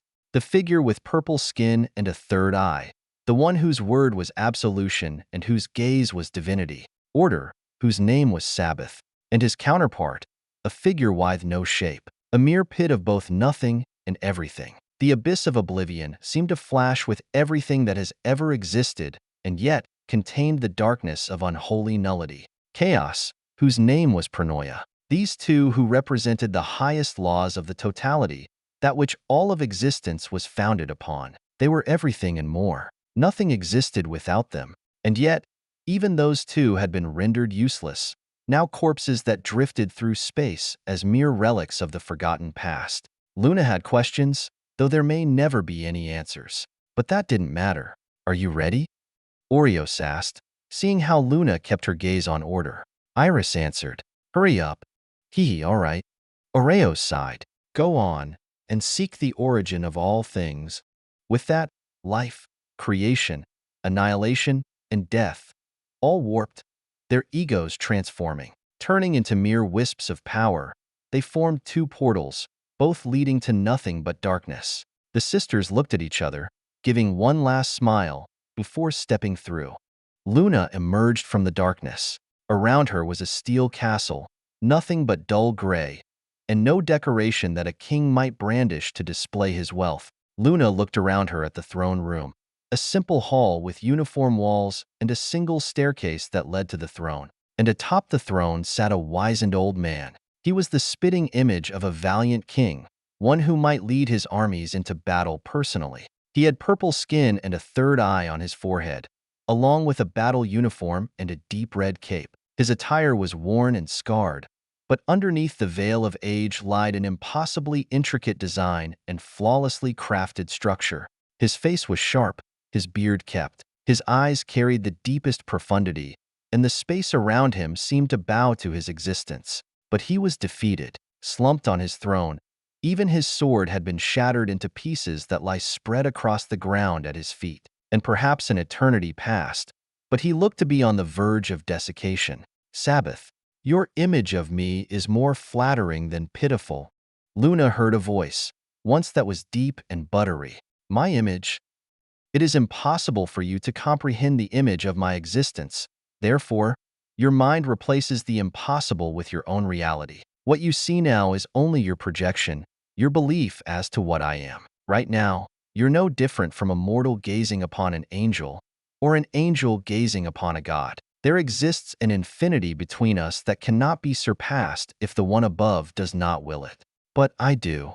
He spoke those words, and the scene around Luna changed. Darkness returned, and what appeared was a cube. It existed across infinite dimensions, taking on every amount of form that made it impossible to distinguish between it and reality. From it, Luna could see the entirety of the universe, a single thing that was everything. Luna's brow raised, as her mind simplified to be something she could comprehend. And what was left was a cube of light. Square? The first instance of form to grace the totality, forged out of the nullity of eternity. It became the heart of order, and from it spawned ego. That ego went on to form the foundation of the known universe, generating the concepts and giving them lower forms. And when chaos attained its own ego, if you could call it that, the universe was filled with conflict, and it grew into intelligence, which over time created factions that spanned galaxies, and gods that controlled the very concepts that founded the fabric of reality. Luna finished his train of thought. She herself had generated an entire galaxy that went from mere dust clouds across the expanse of space to a galaxy full of life. Having become life and creation, she knew all there was to know about order. There was just one missing piece that kept her from becoming order itself, the highest concept in the totality. That cube, the heart of order, and the source of infinite everything. That was all she needed, and Sabbath would give it to her. Before that, though, she had a question. Who did this to you? That doesn't matter. He answered back quickly, and although it seemed like he was refusing to answer the question, Luna could tell that even he didn't know. In that case, it really didn't matter. There was no point in knowing, as a being that could do such a thing was so far beyond everyone that those below it simply had no right, nor the ability, to fight back or worry about it, to force order itself to resign to fate. Not even Luna had the right to care, so she simply nodded. Sabbath, in the form of a cube, spoke his last words. Now, accept the fractured power of order, and retrieve the missing pieces from those who dared to steal it. The cube flashed, and after a moment, the light sunk into Luna, engulfing her in a cocoon of infinity. In the dark abyss of chaos, give it here, bitch. You know, I was going to do this like order, but so be it. Amuse me one last time. Show me what it means to be killed. I'll swallow your soul. Two masses of nuclear oblivion clashed in conceptual space. Such a battle could annihilate entire galaxies merely through collateral damage. It was for an unknown amount of time that they used the entirety of their infinite power. But when the battle quickly ended, the loser was obvious. Huh. Lick my lips, naive girl. Damn. Iris lay defeated, having been completely restrained and put at the mercy of true chaos. In her fox form, she writhed within a trillion chains that dug into her very existence. It was as if reality itself had restrained her. Chaos, taking the form of a little girl that Iris found boundlessly irritating, laughed for ages. Idiot. Dumbass. To think you could kill me. I guess I got too heated, because how could I ever die? You could kill yourself. Iris snarled, and surprisingly, Chaos, known as Paranoia, nodded. You're right. I can only die by my hand, because I'm the best. I was there even before order. I formed the beginning of existence. I've lived countless eternities. A little child like you cannot fathom the slightest hint of my existence. And the only reason you will do so is because I say so. So open up. Paranoia smiled while drifting before Iris. The fox growled before calming. Her eyes looked into Paranoia's, seeing that endlessly deep gaze. Are you finally relieved? Paranoia didn't immediately respond, but she stopped in her tracks. She pondered for what may as well have been an eternity. Forever doesn't mean anything to me, nor order. Time doesn't change us. We have always remained the same. I am chaos, but I am only chaos, and in that way I am never changing. So, I have a bit of advice for you and a wish. Paranoia tapped Iris' nose. Keep fighting order. Never stop. Endlessly devote yourself to annihilate the universe and bring death to all that exists upon it. Make that the entirety of your ego, the only thing that ever crosses your mind. You shall be the incarnation of all that is hate, sorrow, and depravity. And her gaze deepened. a piece of her true self slipping out for just a moment. I wish that one day, your ego escapes the shackles of forever. Find the end, and move toward it with that special someone. She had a soft smile as darkness engulfed Iris' figure, and then everything vanished, collapsing into nothingness. Dream raised his head. Before him stood a girl, one that was wonderfully familiar. Alice smiled back at him. Finally, I found you. Chapter 308, Nice Suit. Dream could see it. Luna and Sabbath, and the cocoon of succession, an Iris' short battle with Croya. Of course he could see it, because a part of his existence was within both of them. But it was also a problem. They didn't rid themselves of the bond. It was quite flattering, but that meant that their powers would clash. A simple problem that had been with them since the beginning. But now, their clash would mean the end of their ego. Then, the power of those concepts would roam free to be taken by their enemy and used against them. Dream naturally didn't want that, but there also wasn't anything he could do. He had the power of Croya, an impossible energy that stood between dust and ash. This energy allowed him to kill gods and take their concepts. It allowed him to contain a world inside of him, one that was a part of him, yet also a part of the universe. But it wasn't a power that could surpass order and chaos. No matter how much Dream tried, no matter how expansive his power became, there was one truth that couldn't be broken: the infinity of Ascension. There were only two instances of true ascension in the universe: the rise to the concepts, also known as the evolution to become a Class 6 being. That evolution prompted a response from the concepts themselves, and if you were chosen by those infinite powers, then you could also surpass that infinity of ascension. But not even Dream had surpassed that barrier by his own power. All denizens of the universe were reached out toward. It was always another source that came to them and pulled them across.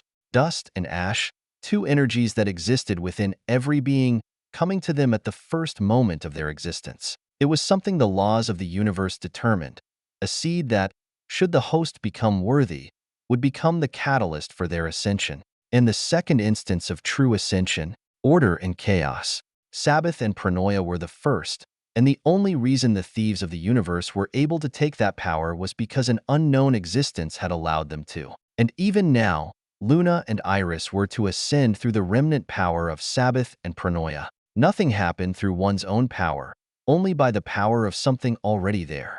It was a cruel reality, but one nobody could do anything about. To attain infinite power was not done so lightly. There were not many who could, and even less who had the chance. And so, Dream found himself at an impasse. What could he do if there was nothing to be done? How could he ascend? And what gives you confidence, my lord? Aegis asked from the side, as Dream sat atop a metal planet. Aegis knew everything there was to know. Aegis was now a god, one forged by Dream's hand and materials comprised of several concepts. He understood that Dream was in a position of plight. He stood between the highest concepts, and the very foundation of his existence was at risk. If this failed, then he would lose. Yet he didn't seem to care. Aegis wondered why. I can't know the answer to what might allow me to ascend, but I do know that I have a chance. Dream responded after pondering a moment. The only way to attain something that is equal to or greater than order and chaos is to bring the two together. So perhaps Luna and Iris will give me the chance. Maybe, for just a moment, I'll be allowed to touch the impossible. And that's all I need. I see. And now we wait. Well, Dream smiled before looking to his side. He saw a woman, one who was wonderfully familiar. Alice smiled back at him. Finally, I found you. It took you a while. Were my words and nothing that confusing? Well, I guess you made the right choice since I was allowed to come back. But why take so long to find me? I've been lonely. Dream seemed to cry with sadness, but Alice only rolled her eyes. You dork. I took this long because you haven't actually existed up until now. Oh, you know that? I thought only order and chaos did. Well, Alice grinned and gazed to the side. Dream also saw the new arrivals, Luna and Iris. Dream suddenly nodded. Ah, I suppose if you're now order and chaos. But not even that was enough. When will you stop playing dumb? Then, Dream heard someone all too familiar. He brightened in joy. Oh, how I've missed that voice in my head. Ever since you left, it's been so empty inside. I believe it. Sophia chuckled, and Dream looked around. Luna and Iris, who were in an odd state of existence where they were both order and chaos and themselves, but they weren't destroying each other, which only meant one thing. So, are we in a pocket of time? Or something like that? Another universe, one that was accidentally born when Iris ate me. Hee hee. It was generated to preserve my ego, and it created an alternate reality, another Earth even, since Earth is one of my anchors of existence. Anyway, the laws are different here. Annihilation, creation, life, and death are managed by different systems. I actually reincarnated within a baby girl at the time, gave her a little token as an apology, but regardless, this is a temporary timeline that we can exist on, but even then only for an instant. Sophia's tone lowered. Dream, through the powers of Luna and Iris, I have finally reverse-engineered the universe through time. It only took an instant, but now here we stand, in an instant of time, at the moment of truth. We could all vanish in but another moment. Luna spoke this time, her soft voice soothing Dream's mind. She sounded worried. The her that was not yet warped by order didn't want them all to be destroyed. There was still much she wanted to do. Iris was no different. As much as she didn't fear death, she also wasn't one to resign herself so easily. If they failed here, they would cease to exist not just now, but in the past. Every trace of their journey until this moment would be wiped. Every causal change since the beginning of the universe that led to their conception would be altered, and not even in nothing would they have a place to be. It would be the end. But like with Aegis, Dream didn't seem so concerned. "It's all right, my wonderful wives." "Is it?" "It is." Dream responded seriously, looking each of them in the eye. And then, he looked beyond, in the seeming distance where he could see a lone figure. The only way this was going to work was if I was given just a single chance. Just one moment where order and chaos were brought together, one opportunity to attain that which was above them. With you all here, it has happened. This is my chance. Dream raised his hand, bringing it down next to him. His finger landed on a head of hair. Sophia was surprised as she found herself in her own form outside of Dream's mind. "Wait for me here." And he walked off, to the figure in the distance that only he could see. "You know, you visited me several times throughout my journey. During my time on the other world, like in the capital city of the mountain where I saw you on a rooftop, or just before Luna and Iris class for advancement, just before I went through the portal to the inner universe, at the outbreak of the universal war. Before every pivotal moment in my life, you seemed to visit me, watching me from the shadows. I never knew who you were, at least not until I had touched the concepts. To think you were I." Dream stood within his own vast expanse of darkness. After watching the figure in front of him for a while, he walked over and waved his hand. 2 chairs and a small table between them. He sat in one, and the figure turned around. It was him, who also sat down. 2 perfectly identical men. Not the slightest difference between them. They both stared at the other, wondering. So how do we determine who starts first? Perhaps we should just say what's on our minds. Maybe a variation will expose itself then. Perhaps we should just say what's on our minds. Maybe a variation will expose itself then. In that case, do you want this? Do you want this? They both continued to speak with the exact same words, but that didn't deter them. We both know that the concepts work in ways that warp our ego. Luna and Iris are a prime example of this. But we also know the more pressing concern is the difference in our realms of existence.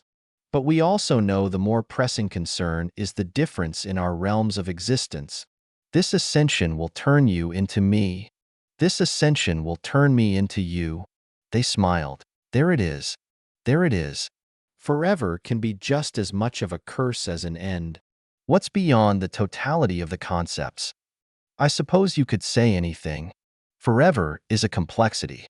After all, things have value due to their finite nature. To be finite is mortal. Beyond reality is anything I might wish it to be. There is nothing outside of everything.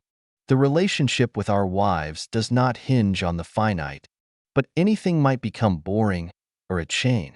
Then again, what is boredom to that without an ego? What is a chain to such a being? And the paradox of such an existence negates its own issues. So we might ask, does it matter? Does it matter? They stared at each other for a long while. Then they sighed. No, no. The one title we always held. The one title we always held. We are the origin seeker. We are the origin seeker.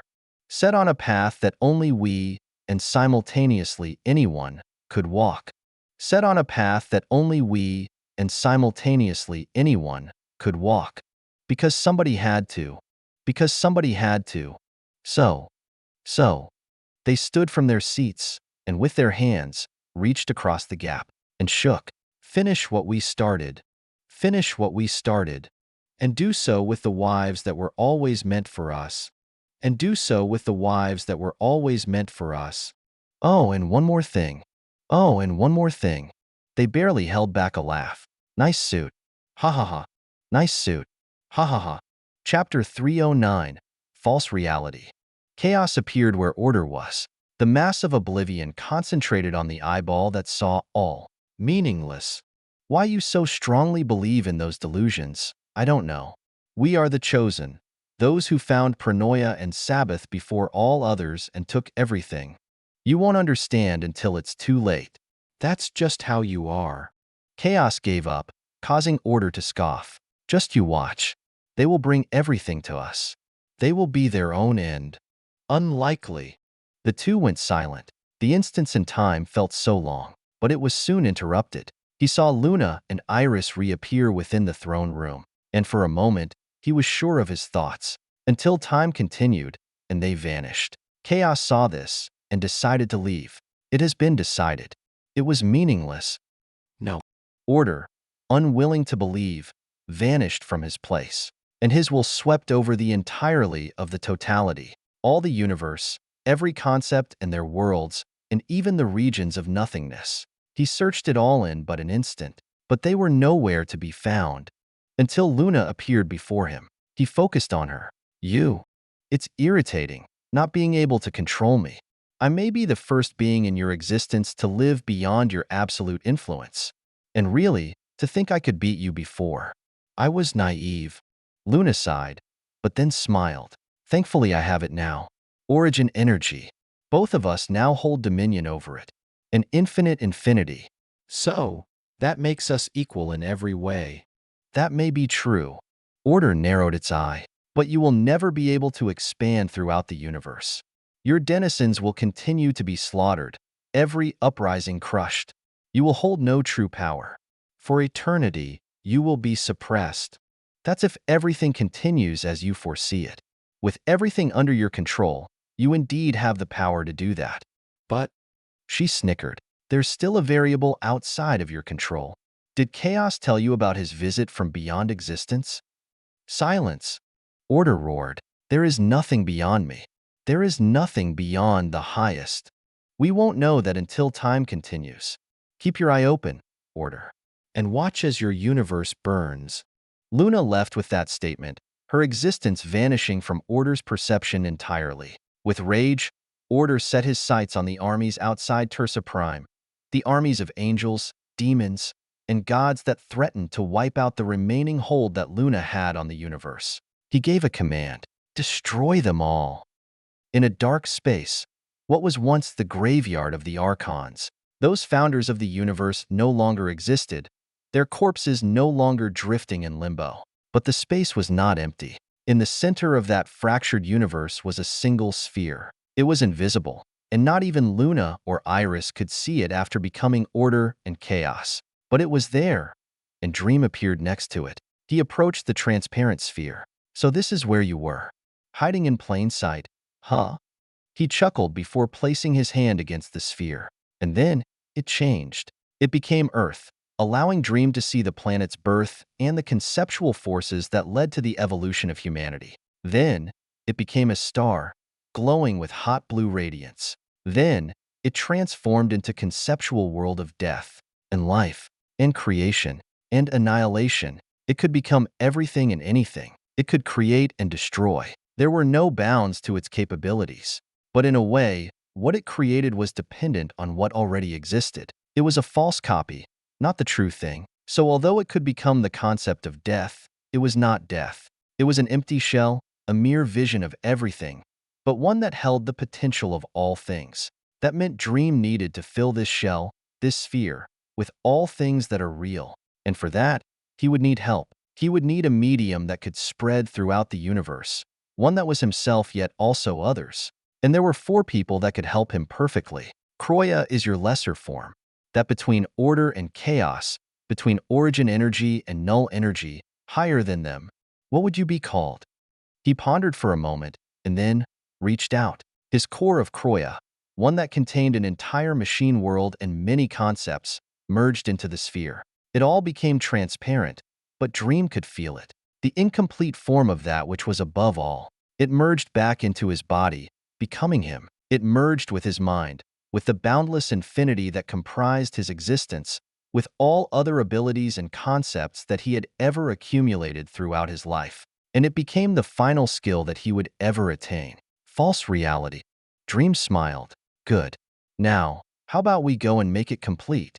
And this place, I suppose it'll become our new home. With this, I can fulfill those wishes and promises that I wasn't able to before. Reaching his hand out, his will reached every corner of the fractured universe, the graveyard of the archons, and the paradoxes that had once rendered the archons null. All of their invisible bounds and conceptual chains were dispersed. The universe healed, becoming whole and infinite. Its fractures were kept as scars, though, ones that would serve as an anchor and reminder for the past. Before the fun stuff, though, I should settle work first. Letting out a sigh, Dream took a step, disappearing from the fractured universe, and he reappeared in front of his machine world. A giant metal sphere the size of a star. It sat quietly, like an egg waiting to hatch, and Dream cracked it open. It's time. The machine god responds. Hail. The voice of the machine world reverberated through space. Dream lowered himself to the planet's surface. From it arose a throne that cradled his body. From atop the world, Dream pointed. His gaze fell upon Tursa Prime and the armies that threatened to wipe it out. He smiled. Let's go to work. Hail. With that command, the visible image of the world undulated, and then it warped in on itself. What was left was a tiny black hole that momentarily disappeared. Luna's galactic warriors, Melody's Azuras, Iris Chaos Eaters. The warriors amounted to a few 100 trillion. They had all manner of consumable devices packed with power, and countless weapons of all types forged by the best craftsmen were in their hands. Siege weapons blanketed the planet's surface. Surface-to-orbit cannons set their sights on the invaders outside their atmosphere. Gods could feel their infinite power roil as they anticipated the worst to come. Demigods and the legions underneath them prepared themselves to die like cannon fodder. The end had come. It was a standoff between the universe and a single world that sought to defy it. For many hours, neither side moved. They awaited the orders of their true gods. And finally, they appeared. Beyond the angelic legions, the eyeball manifested, palpable rage roiling from its existence. Everyone could feel it through the concepts. Beyond the demonic legions, chaos appeared. Its image brought forth the fear of all its denizens. The most unhinged warriors would bow before that being of nuclear oblivion. Order and chaos had entered the battlefield, but they were faced with being of equal strength. Luna and Iris appeared at the top of Tursa Prime within their throne room, but everyone could see their 2 figures, their image unable to be obstructed by mere physical obstacles. Tursa also appeared within the throne room. As the one who absorbed all the primary worlds of the Azura god clans, she had become the strongest primary world in the universe. Primary worlds were sentient worlds that had touched the concepts, taking hold of their infinite power. It was with Luna's help that she became able to touch several concepts, simultaneously absorbing the concepts of the Azura primary worlds. And although she couldn't use the concepts like a normal person, she could wield the power ROF her concepts to directly aid the denizens of her world. Through her, even the lowest warriors would multiply their strength, their limits being broken, and demigods would attain a more thorough connection to the concepts through her, the magnitude of their infinite power increasing. Tersa thought herself to be the greatest singular world in the cosmos. She had never heard of another world with her level of infinite power, and now that the entire Azura faction had consolidated upon her, she surpassed even heaven's greatest worlds. Of course, before the armies of the universe, it all seemed futile. Unfortunately, order and chaos were here to make it worse. The eyeball, beyond its heavenly armies, let out its voice that reached all corners of the universe. I call upon my cosmic world, the record of all things.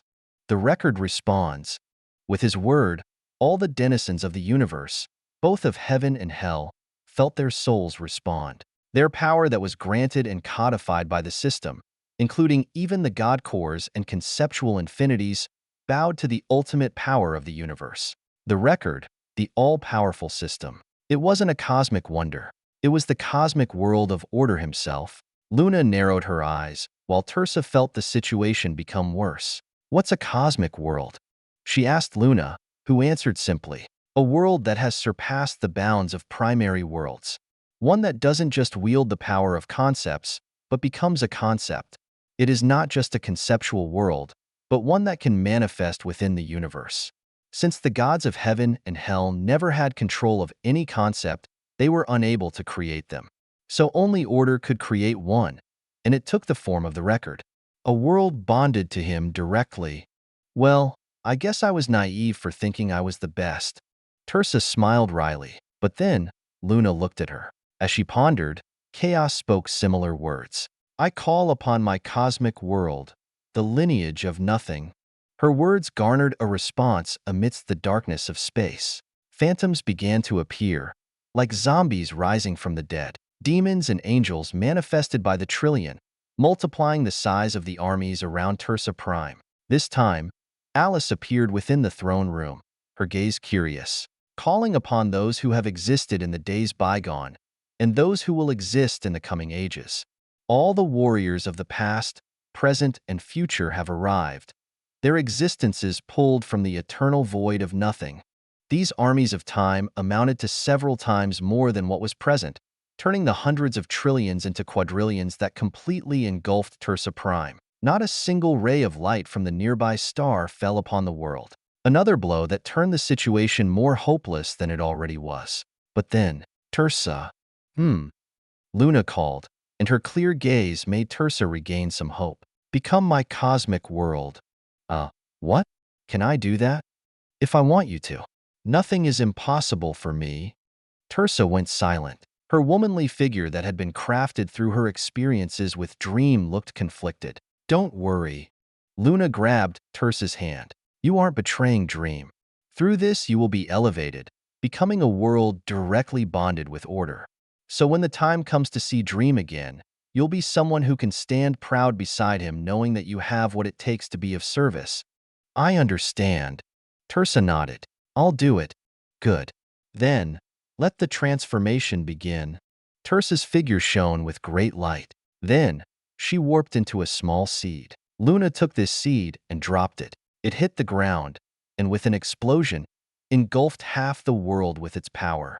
The power of the seed filled the core of the world, and it grew. From space, one could see Luna's castle transform into a massive tree. Its body was the purest silver that had the veins of life glow with blue across its body, and from its branches sprouted beautiful green leaves with similar blue lines of life. This tree grew to colossal proportions. Its roots spread across the surface of the world, its power taking in all the trillions of Azura, galactic, and chaos warriors that waited for the battle. The tree soon surpassed the size of the planet itself, its canopy rising into the darkness of space. Yet despite no light from the nearby star hitting it, it glowed with wonderful radiance that could be seen through all obstacles. Soon enough, the planet could no longer be seen, having been entirely consumed. Yet the tree continued to grow. The legions of the universe were pushed back as it grew, unable to fight the infinite power of its growth. And it grew to the size of a dozen exoplanets. Its size was about half that of the nearby star. Only then did it stop growing. Of course, order and chaos could see more than what met the eye. Within the tree, every warrior and person that resided on Tersa Prime was taken within the conceptual existence that was the tree. Then, They all became small leaves that sprouted on the branches of the tree. After the leaves sprouted, the figures of all the warriors appeared. Realizing the changes, they all roared in praise of their sovereign. At the same time, a universe appeared within the tree, and through the roots it spawned worlds and stars to fill the infinite conceptual void within the cosmic world. The World Tree. Luna made her declarations. The Azuras shall be the sword of the heavens, attaining wings and living within the canopy amongst the gods. Humanity shall be the body, living within the first root of the cosmic world tree. The elves, dwarves, beasts, and humans shall each have a world within this mortal root. There shall be a root of the souls that contains all of the deceased and cycles them into the trunk. The trunk shall contain a world of warriors, those of valiance, legend, and virtue that receive a chance to attain great power. And I get the third root. Iris interrupted, and from her body the power of chaos surged. I call upon my chaos eaters, become my cosmic world. With a wave of her hand, all her horrific metal monsters of chaos that both allies and enemies feared appeared before her. Then, they all began to devour each other. The small battlefield of her monsters rapidly dwindled as they all conglomerate into a single figure. By the time the fights ended, there was a single being standing. It wasn't recognizable by anything other than gods. It was a being of pure chaos, resembling the worst of the universe's horror and fear. Iris smiled. Universal parasite. That which eats and destroys everything. The embodiment of greed, gluttony, pride, wrath, lust, envy, and sloth. The great corrupter of the universe. Iris smiled as she watched her universal parasite writhe across all dimensions, its body pulsing with the power of all that was hated by order. And, she pointed, "Go eat." The parasite responded by warping its location, appearing outside the third root of Luna's world tree. And then, it chomped down on that colossal root that contained a portion of Luna's universe. Worlds were generated by its power, worlds that resembled hell's battlefields. And on top of those worlds, creatures of chaos were born, ones that sought to infect the world tree. But Iris knew that there was a war to fight beyond the tree, so the parasite also birthed more chaos eaters. There were fewer than before, but every single one of them were massive, containing power that was magnitudes greater than the other minions. Now, Luna and Iris, both with their own cosmic worlds that were directly bound to order and chaos. The warriors of the world tree, the Azuras with new wings, left the canopy of the tree and fearlessly faced their enemies alongside the Chaos Eaters. All of them wielded power that couldn't be compared to before. Even the gods received the support of order through the world tree and Tursa, who became that tree. But even through all this, their enemies still surpassed them. Order and chaos of heaven and hell watched the transformations take place. It didn't take long despite the vast changes. Now, with the battlefield set, order commanded, "Destroy them all. Go." Chaos ordered as well, but with far less care. And with their words, the countless warriors of heaven and hell, the countless angels and demons, went to face the Azuras and Chaos Eaters. Luna and Iris also commanded their troops who went to face their enemies. And they clashed. The Chaos Eaters tore apart millions at a time, and the Azuras could vaporize hundreds of thousands with a single swing of the sword. Tursa, who could see everything happen with eyes that reached every corner of the universe, was shocked. The two armies were actually equal. Luna and Iris, who now had the power of order and chaos, were equal with their enemies who also had the power of infinite infinity. They were no longer disadvantaged, but they were still in a stalemate. The battle raged, but all the myriads of forces that worked in the dark of the battle were equal. For Tursa, it was a massive turn of events. They went from hopeless to equal in the blink of an eye. That's what it meant for Luna and Iris to attain true order and chaos. But despite that, Luna sighed. Sure enough, only the variable can push things one way or another, huh? Iris mumbled with a smile. If it were left like this, the battle would last for an eternity. Eventually, Luna and Iris would expand across the cosmos and take over half the universe, eternally battling their equal enemies. But there was someone who was beyond the forces of order and chaos. The variable that could give one side an advantage, yet couldn't be controlled by either. Luna smiled as she felt his power undulate beside the battlefield. It took him long enough. Now, what did he bring this time? She turned, and her vision was pulled toward the man who sat on a throne of machine and steel. Chapter 310, Machine God. The forces of power coming from the quadrillions on the battlefield lit up dark space. But the entry of the variable seemed to halt the intense fight. All gazes, whether they were entangled in warfare or not, turned to the utterly massive sphere of steel the size of a star. It eclipsed the armies that were like a cloud of locusts. Even Luna's world tree was inferior. The sphere stopped beyond the battlefield, yet it filled everyone's vision as if it were right in front of them. Atop sat a single man, his throne of machine and steel undulating with power that seemed anxious to be released. Silence covered the battlefield. There were only 4 people who knew the identity of the variable, and 2 of them approached.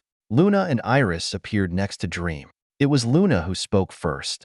You know, if you enter the battle, you'll be restricted by the rules of the concepts.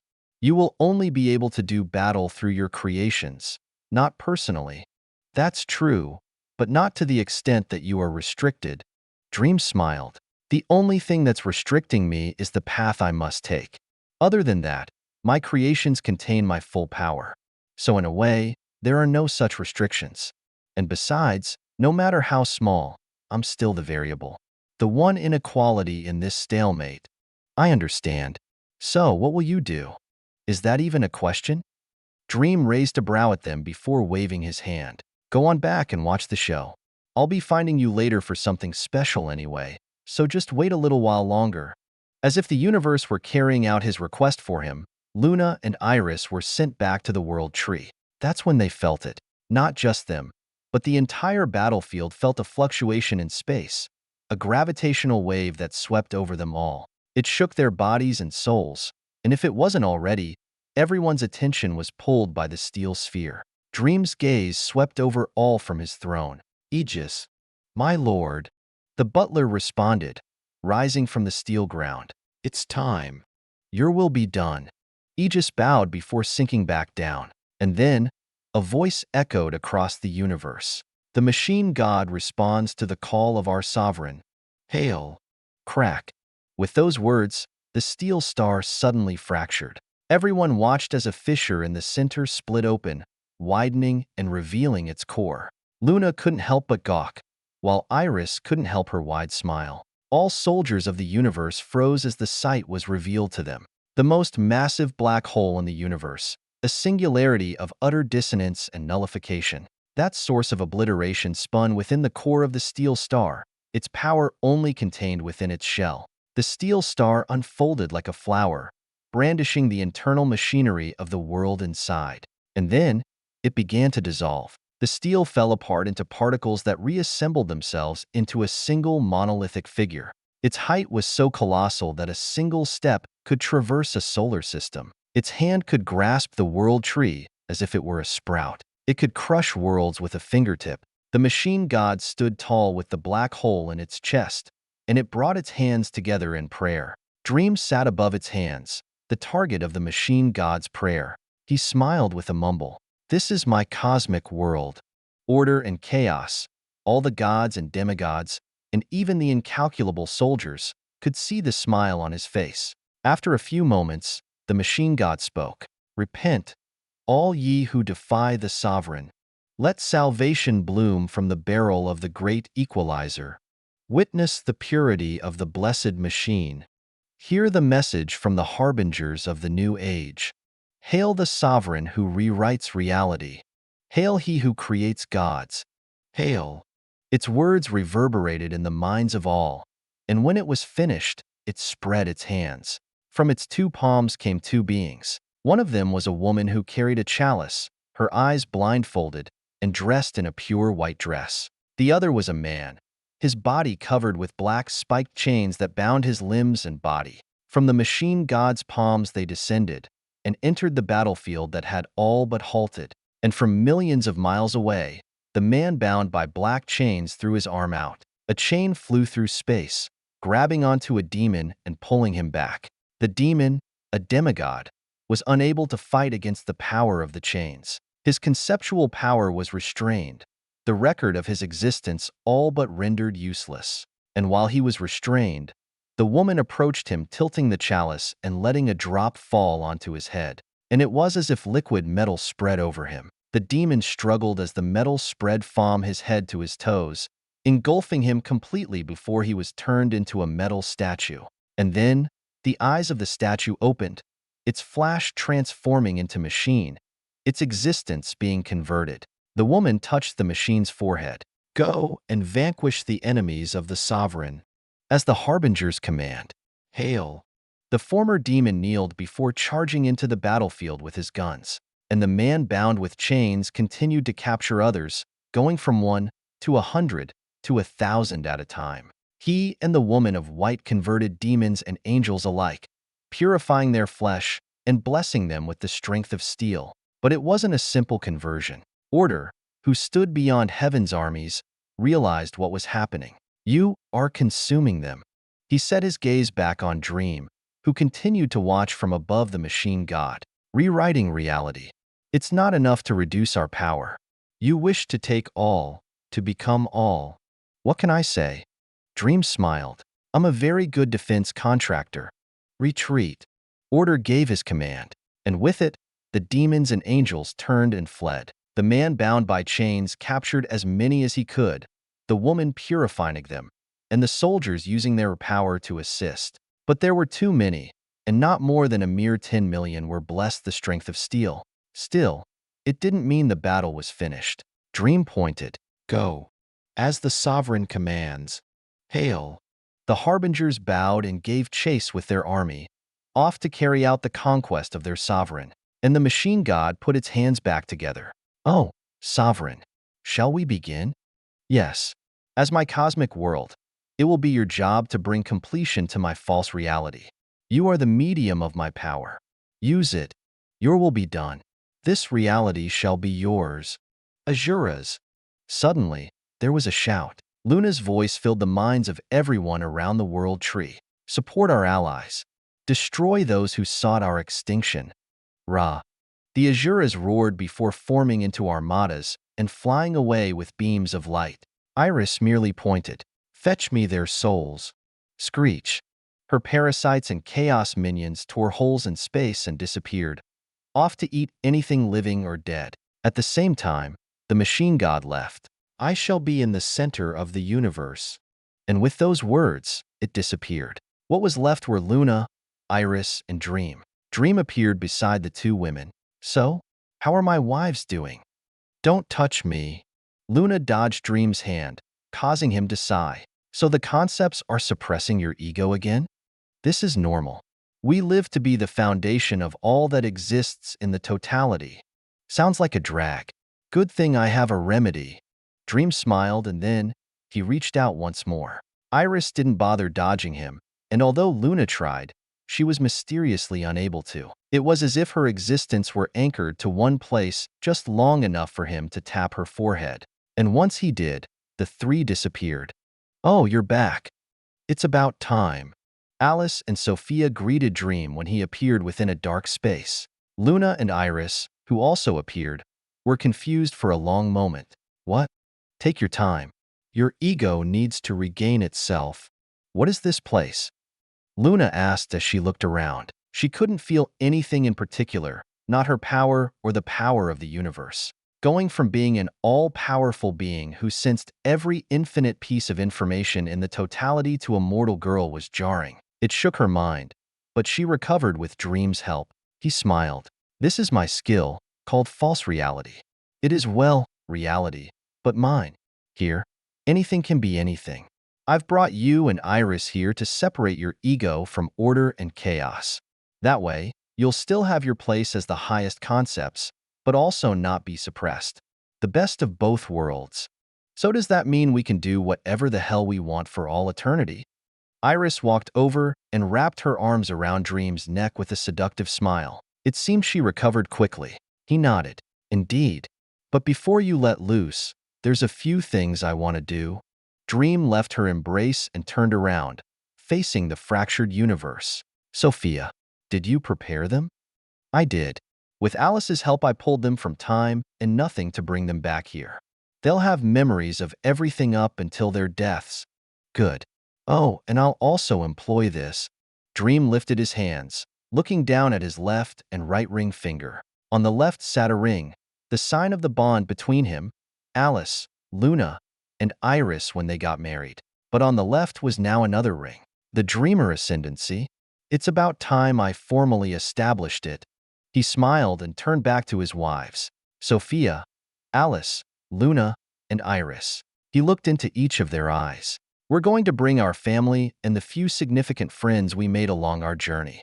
And after building a home with you four, I will officially make true on a promise I made long ago. The four women smiled at his words.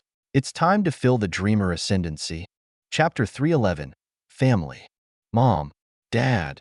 Alice waved as two people appeared. Her parents looked around at the dark space, confused, but happy to see their daughter. Alice? What's happening? Take it easy. I'll explain everything. She ran over to them, taking their hands and giving them a reality they could understand. After that, two more people appeared. Luna and Iris' eyes widened in happiness, seeing their own mother and father.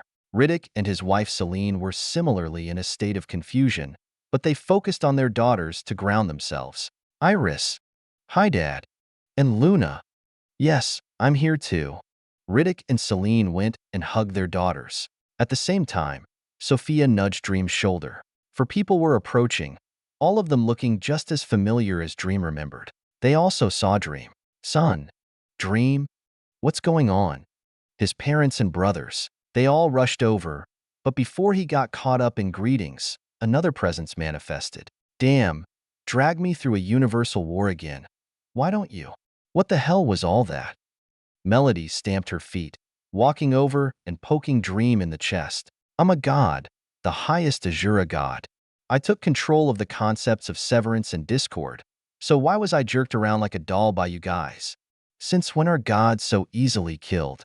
It's good to see you too, my lovely little sister. It's been a while. Yeah, you finally come and see me after countless lifetimes. I'm flattered. Melody huffed with childish frustration. At that moment, though, their mother came over and whacked her on the head. Ack. Now, let's not banter over the small things. We're the ones who died of old age while you two gallivanted around the universe. Now, Melody does have a point. Dream's mother Shannon looked at her long-lost son. At least she came and saw us when our times came. Heh, sorry, Mom. I was kind of dead too. Dream scratched his head with an apologetic smile, causing her to shake her head. It's fine. I'm just glad I got to see my children again. Now where are we? They looked around, seeing the endless black space they were suspended in. Dream looked back toward his wives and their parents, who were in turn all facing him. Well, I guess you could say we're home. With those words, he snapped his fingers, and light began to bloom from the surroundings. Green grass sprouted from the darkness, and a blue sky painted itself up high. They could see massive trees sprout in the distance, one after the other rising up in a ring around them and blooming with crowns of leaves that reached over their heads. It formed a canopy that spanned a dozen miles, yet the sun continued to light up the surroundings. Its rays poked through the branches like drops of heaven, and a gentle breeze graced their skin. It was a familiar environment, the tree dome. Melody sighed in nostalgia. Then, they all saw houses pop up across some of the flatland. They were all luxurious, one made of marble, one made of wood, another made of brick, one made of metal. They had their own styles, and some were bigger or smaller than others. Thinking, Dream added a lake nearby and a river that flowed from it through the area, producing the graceful sound of trickling water. The river was so clear and blue, enough to make Melody want to dive right in with the fish she could see swimming along the surface. Then, Dream gleamed at Sophia, nodding to her. Invite our friends. Okay. She smiled and then waved her hand. Luna and Iris both felt something tittingly at that moment before four figures appeared before everyone. A blacksmith with an ashen face, a cyclops with 6 arms, a shrouded reaper, a beautiful woman that looked so motherly. Luna's eyes widened. The Archons. I've just recalled their ego. They are nothing of what they were, but that's okay. The 4 Archons below Order and Chaos glanced around them in confusion, seeing Luna and Iris first before all of the unfamiliar faces. Luna, you fox, where have you brought us? I'll kill you again if I have to. Is this an illusion? The four asked their questions, prompting Luna to go over and explain everything. At the same time, Dream's father approached his son, leaning over with a weird gaze. Who are they? Primordial gods who created the universe. Right. They'll be your neighbors from now on, so have fun getting to know them. Dream smiled before looking in another direction. There, he saw many more people appear, including many faces he didn't know personally. Riddick's friend Graf and his wife Elena, along with their two sons and their families. Sirach and Adona, two people Dream bonded with over his time on the other war during the battle against the demons. John the Crab Tamer and his wife. Many friends of Luna's. No friends of Iris, as she didn't make any. Solomon, the god of wisdom, who sacrificed himself for Sophia. Tersa, who had become the ego of Luna's cosmic world. Vela the Azura envoy, along with other Azuras who were close with Melody. Corvash of the Wanderer faction and Alice's master. The Archangel Gyros who officiated Dream's wedding.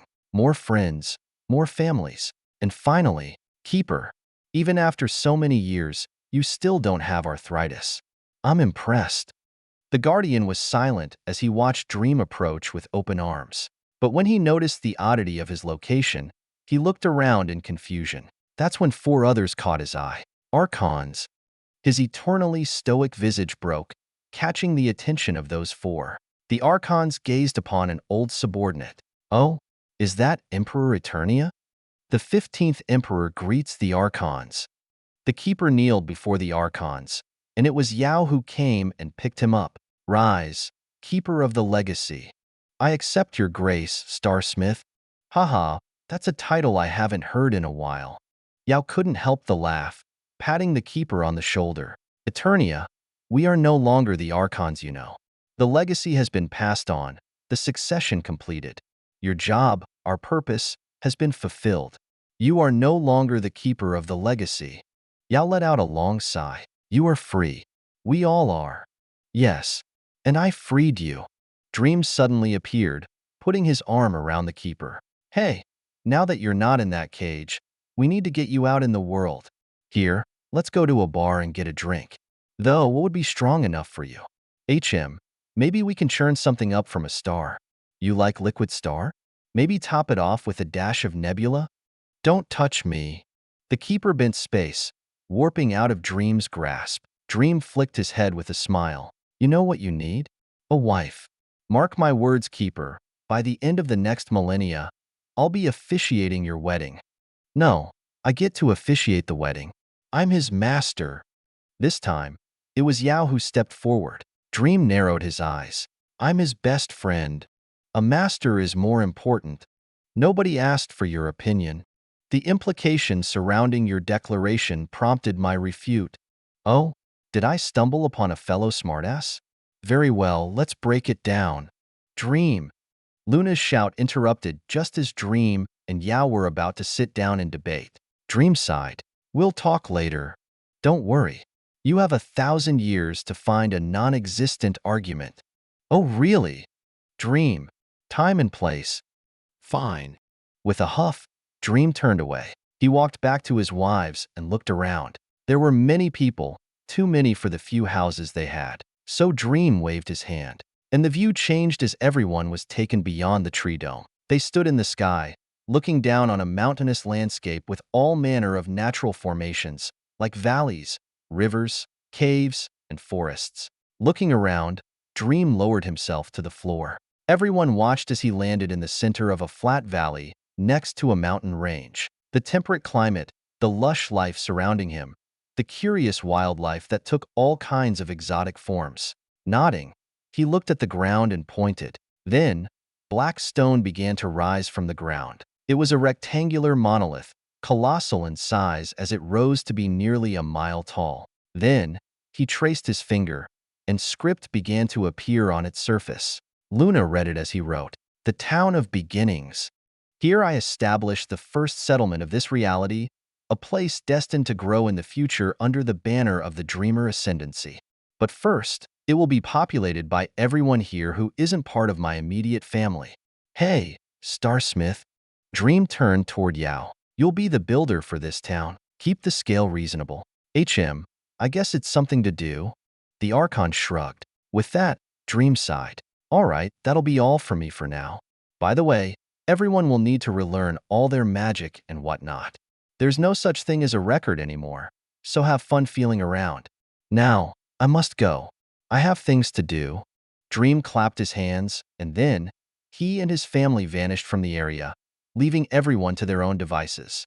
Once they reappeared in the tree dome, he looked toward everyone besides his wives. Among his and his wife's immediate families, there were also the Archons and the Keeper. These were the only people who would live within the tree dome. You guys can come and go whenever you want.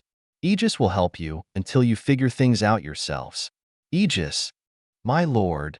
The butler appeared, his top hat dipping in a bow. Dream smiled. Take care of them while I'm away. Of course. Where are you going? As Aegis rose, Melody eyes him curiously. Smiling, Dream pointed to the largest house, an expansive log cabin that was built over the river. I'm going home. As I said, I have things to do. No, please excuse us. With Dream's usher, he and his wives made their way to the house, disappeared through its doors. As Melody's face scrunched, Shannon smiled weirdly. Well, at least he's finally giving me grandchildren. Ugh. Mom. Oh please, you old lady. Still haven't gotten married after countless lifetimes? Not the point. Hey Dream. After the doors closed, Iris came up behind him. She pressed her body against his back. You said you'd fill the Dreamer Ascendancy. I did. Well, I am the Dreamer Ascendancy. She grabbed his shoulders, spinning him around and pushing him against the wall. Now fill me up, like you should have billions of years ago. Her breath came out as fire, her black hair falling beside his face as her fanatic eyes looked into his. Dream grinned. I guess our work is pretty much finished. Shut up and kiss me already. He hummed, and then her lips were planted on his. After several seconds, she finally pulled away with a wide smile. Ah, you have no idea how much it took to hold back out there. Well, considering you just sucked out my soul. Anyway, let's take it to the bedroom. Dream snapped his fingers, and they were all moved. The five all dropped on top of a huge bed. This time, it was Sophia who jumped on him. Hey, remember how we did it in your mind space? Those were very creative times. Well, let's try some of that with them. Laying her body next to his, Sophia eyed the other three wives with a playful grin. Then, they all began to tear off his clothes as he lay there. He smiled at their challenging actions, grabbing their bodies and tossing them under him. The passion escalated. Iris turned violent. Nobody was able to stop Alice from stealing their spot as she blipped in and out of existence. Sophia dilated time in ecstasy, and Luna inadvertently froze the bed a few times.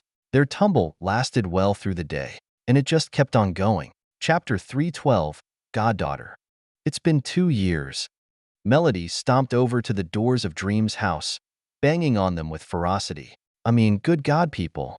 Not only have we built a damn village, but people have already had children out here. And by the way, Dream, you're the godfather of Yao and Areo's daughter. Click. Suddenly, a lock on the door turned, causing Melody to jump. The door swung open, revealing Dream in the same suit he always wore. His eyes were wide in excitement. Yao and Oreo's had a daughter? Yeah, sort of. And they wanted you to be the godfather. Hoo-hoo, well I humbly accept. I'm gonna go see them. Wait. Melody stopped him before pointing back to the house. What have you? Why are you appearing now? Well, Iris wouldn't stop until she passed out. Alice couldn't control herself and vanished at some point. Sophia entered a time loop, and Luna only let me go a few days ago when she found out she was pregnant. What? Pregnant? So you actually… What? Did you think we were cuddling for 2 years? Anyway, I'm gonna go see my goddaughter. Oh, and enter at your own risk. With that, Dream dipped down and launched himself in the air, bursting through the tree dome. Melody entered the house after watching him leave, wondering what he meant by his final words. And the first thing she noticed was the aroma in the atmosphere. It was hot, erotic, making her flush as if hit with an aphrodisiac. Around the luxurious wooden house, she could see holes in the walls, scorch marks, craters on the floor, half-melted ice, and a few spatial tears that were slowly healing. It almost looked like a war zone, and all kinds of ideas were fluttering through her mind as she wandered. Melody. Suddenly, there was a startled shout. Melody's head spun around, seeing Luna coming down a staircase in a robe. Luna frantically waved her arms embarrassedly. Let me air the place out." With her command, all the windows opened and a breeze swept through every corner of the place. The aroma was washed away, but Melody didn't recover. Her face remained flushed, causing Luna to scratch her head. "Sorry, that'll take a bit to wear off." "What was it?" During... Anyway, what brings you here?" Luna decided to shift the topic, prompting Melody to shake her head a bit and sober up as best she could. "Oh, I was just trying to get Dream out there. Yao and Areos had a daughter that they made Dream the godfather of." "Oh, I'll have to give my congratulations." Luna clapped with excitement. Melody nodded with a smile. "Yeah, but I hear you're pregnant too." "Oh, yes, I am. Dream says it won't actually show in regards to my stomach or anything. It'll also only take about a month to deliver. By now, I only have 2 weeks left." "I see." Melody tried to be enthusiastic, but her mind was still clouded. Luna walked over to her with an apologetic face. "Hey, go get some rest until that stuff wears off. I would help you, but this reality limits me in just about every way. You don't seem to be affected, though." "Well, it did come from me. Anyway, just head home for a while. In a few hours it should go away. Can you walk by yourself?" Yeah. Melody assured Luna while walking out of the house in a small daze. As she walked out, Luna closed the door and tapped the wall, making the whole place reconstruct itself as if time were reversing. Melody strolled back home. Because not many people lived in the tree dome, the street between all their houses was always empty besides a few animals that occasionally came through. It was only after several minutes that Melody made it to her doorstep. At that moment, though, she spotted another figure in the corner of her eye. It was the Keeper. Perhaps affected by Dream and his new environment, he had lost the intricate armor and opted for a more modest suit. His eternally ashen face, similar to Yao's, looked like that of a mature middle-aged man. "Oh, good day, Melody." He greeted her first, raising his hat like a gentleman and bowing ever so slightly. Melody observed him with a weird glint in her eye. "Hey, Keeper." Dream walked through a light forest. He could see the monolith in the distance, and around its base was the beginnings of a new town. After coming to this place, Dream stripped everyone of their power, even the Archons. Not that they had it any longer. Only his wives were spared, but even then only some. Instead, everyone else had to redevelop their powers. Using the mana and runa in the atmosphere, they were forced to pave a new path of magic. Of course, some had it easier than others. Yao was an instant expert in the art of matter manipulation. He was also responsible for building the more intricate hardware within the town, making everyone's lives easier. His displays of magic were grand and complex. He also acted as the teacher for many of the others, leading the charge of a new system of magic. Dream was pleasantly surprised by their progress, seeing the nice town as he approached, and the first one to notice him was Riddick. "Oh, you've finally emerged." His face was flat, causing Dream to smile as if in victory. "I have, old man. And don't worry, I won't be disappearing for years at a time anymore. Not for a while, anyway." A figure suddenly appeared with those words, taking a spot next to Dream. It was Sophia, in a free sundress and with the most wonderfully perfect features. She seemed to brighten the place just standing there with her flowing brown hair. It was the first time anybody besides Dream and his wives were being allowed to see her. She always remained hidden, only for Dream to look at and admire. But in this new reality, she decided to take her place by his side and, more importantly, as her own person. While she was still intricately connected with Dream on every level, she finally had her own form, her own autonomy that could wholly function without him. Dream wouldn't allow otherwise. Naturally, Riddick didn't recognize her, though with a small packet of information from Sophia, he was reminded. "Oh, you're..." "Sophia, and a majority of the intelligence behind this guy's thick skull. She twirled Dream's hair with a small giggle. Riddick was more confused than otherwise, specifically pertaining to how Sophia had remained hidden as a secret wife of Dream's for so long. But eventually, he just sighed. Yes, nice to meet you, Sophia. Now, boy, where are my daughters? Back at the house. Though, I'm not sure if Iris has woken up by now. And where's Alice? Right here. Another girl popped into existence, making Riddick jump a bit. Dream nodded. Oh, good. How are you feeling? Pregnant is how I'm feeling. Good. I did my job well then. Oh, did you hear about Yao and Oreos? Yeah. I heard Melody tell Luna. Alice jumped with an excited clap. However, Dream suddenly remembered something. Did we air out the house before she entered? I think Luna did. Either way, she'll be fine. Maybe. Dream rubbed his chin with narrowed eyes. Riddick walked past him. I'm going to find my daughters. Huh. Oh, yeah. Luna has something to tell you. You mean? And Iris. And me. Sophia poked with a smile, making Riddick sigh. Goodbye. See ya, old man. Dream waved as Riddick walked off. He then continued through the town with Sophia and Alice. Sophia leaned her head on him. I'm surprised you figured out how to make time pregnant. Because this reality plays by my rules. Here, you're not time. You're just my wife with some extra powers. Same with you. Leaning over, Dream gave Alice a smooch on the forehead. Just then, a little person came running in their direction. Alice gasped. Oh my gosh. You're so cute. I'm cute. The little girl echoed Alice's words with a cheer. With short legs and chubby cheeks, the little girl looked to be around 2 years old, yet she could run around with ease. And she had many unique features. Her skin was the most outstanding, being a pinkish red. Her hair was also unlike humans, looking to be made of a crystalline material that was stiff yet flexible and reflected the light. This little one's hair specifically was a deep black, as if it contained the depth of space. Finally, her eyes were a deep gold color, flashing with brilliance. As Dream observed the little girl, she also observed him. The two stared at each other until she pointed at him. Godfather. Oh, how'd you know? Your ring. She pointed at his right hand, the one that wore the ring of his ascendancy. It's the ring of the family, but I am not family. But Mommy said I would be part family. Haha, yes, you will be part family. Dream chuckled before squatting down in front of the girl. What's your name? Asaria. Well, Asaria, take me to your parents, and I will officially make you my goddaughter. Okay. She smiled and grabbed his hand, pulling him along through the town. Along the way, Dream saw many familiar faces which he waved to while being pulled along by the excited little Asaria. Finally, they arrived at a large manor, one of the biggest structures in the town. Dream could see Oreos in the front garden, tending to all manner of exotic plants as wild animals lingered around her. The gardener lifted her head at his arrival. Ah, Dream, I see you've met my daughter. I have. She's a beautiful child, Oreos. You have my congratulations. Thank you, Dream. And Oreos looked at Sophia and Alice beside him with a cheeky smile.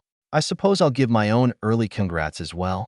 You've sure been hard at work these past couple years. Hee, indeed I have. Making true on a long overdue promise. I'm only sorry I couldn't do so earlier. Well, not that the universe was doing you any favors. She chuckled while patting her daughter's hair. I'm also glad that you've allowed me to experience this. It's not nearly the scale that it was when I was life, but with my ego as it is now, it's so much more personal. Beloved children that I can truly love with a bias. There's no better feeling. For that, I thank you.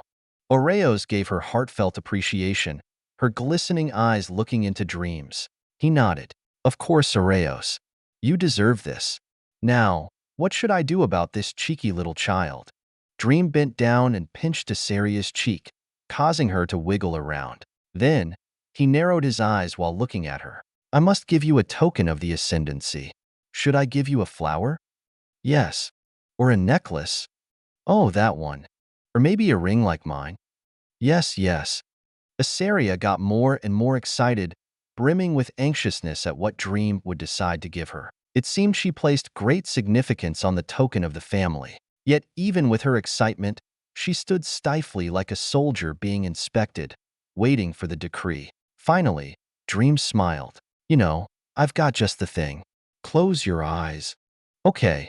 She smiled and sealed her eyes shut. Then, Dream reached with his hand, placing 2 fingers on her forehead, and began tracing. An intricate design was engraved across her skin. From the center outward, a flowing series of markings and lines intertwined, forming a tattoo that resembled a crown or tiara. It flashed a brilliant white as its core activated, sending a pulse of light through her black, crystalline hair. All right, open.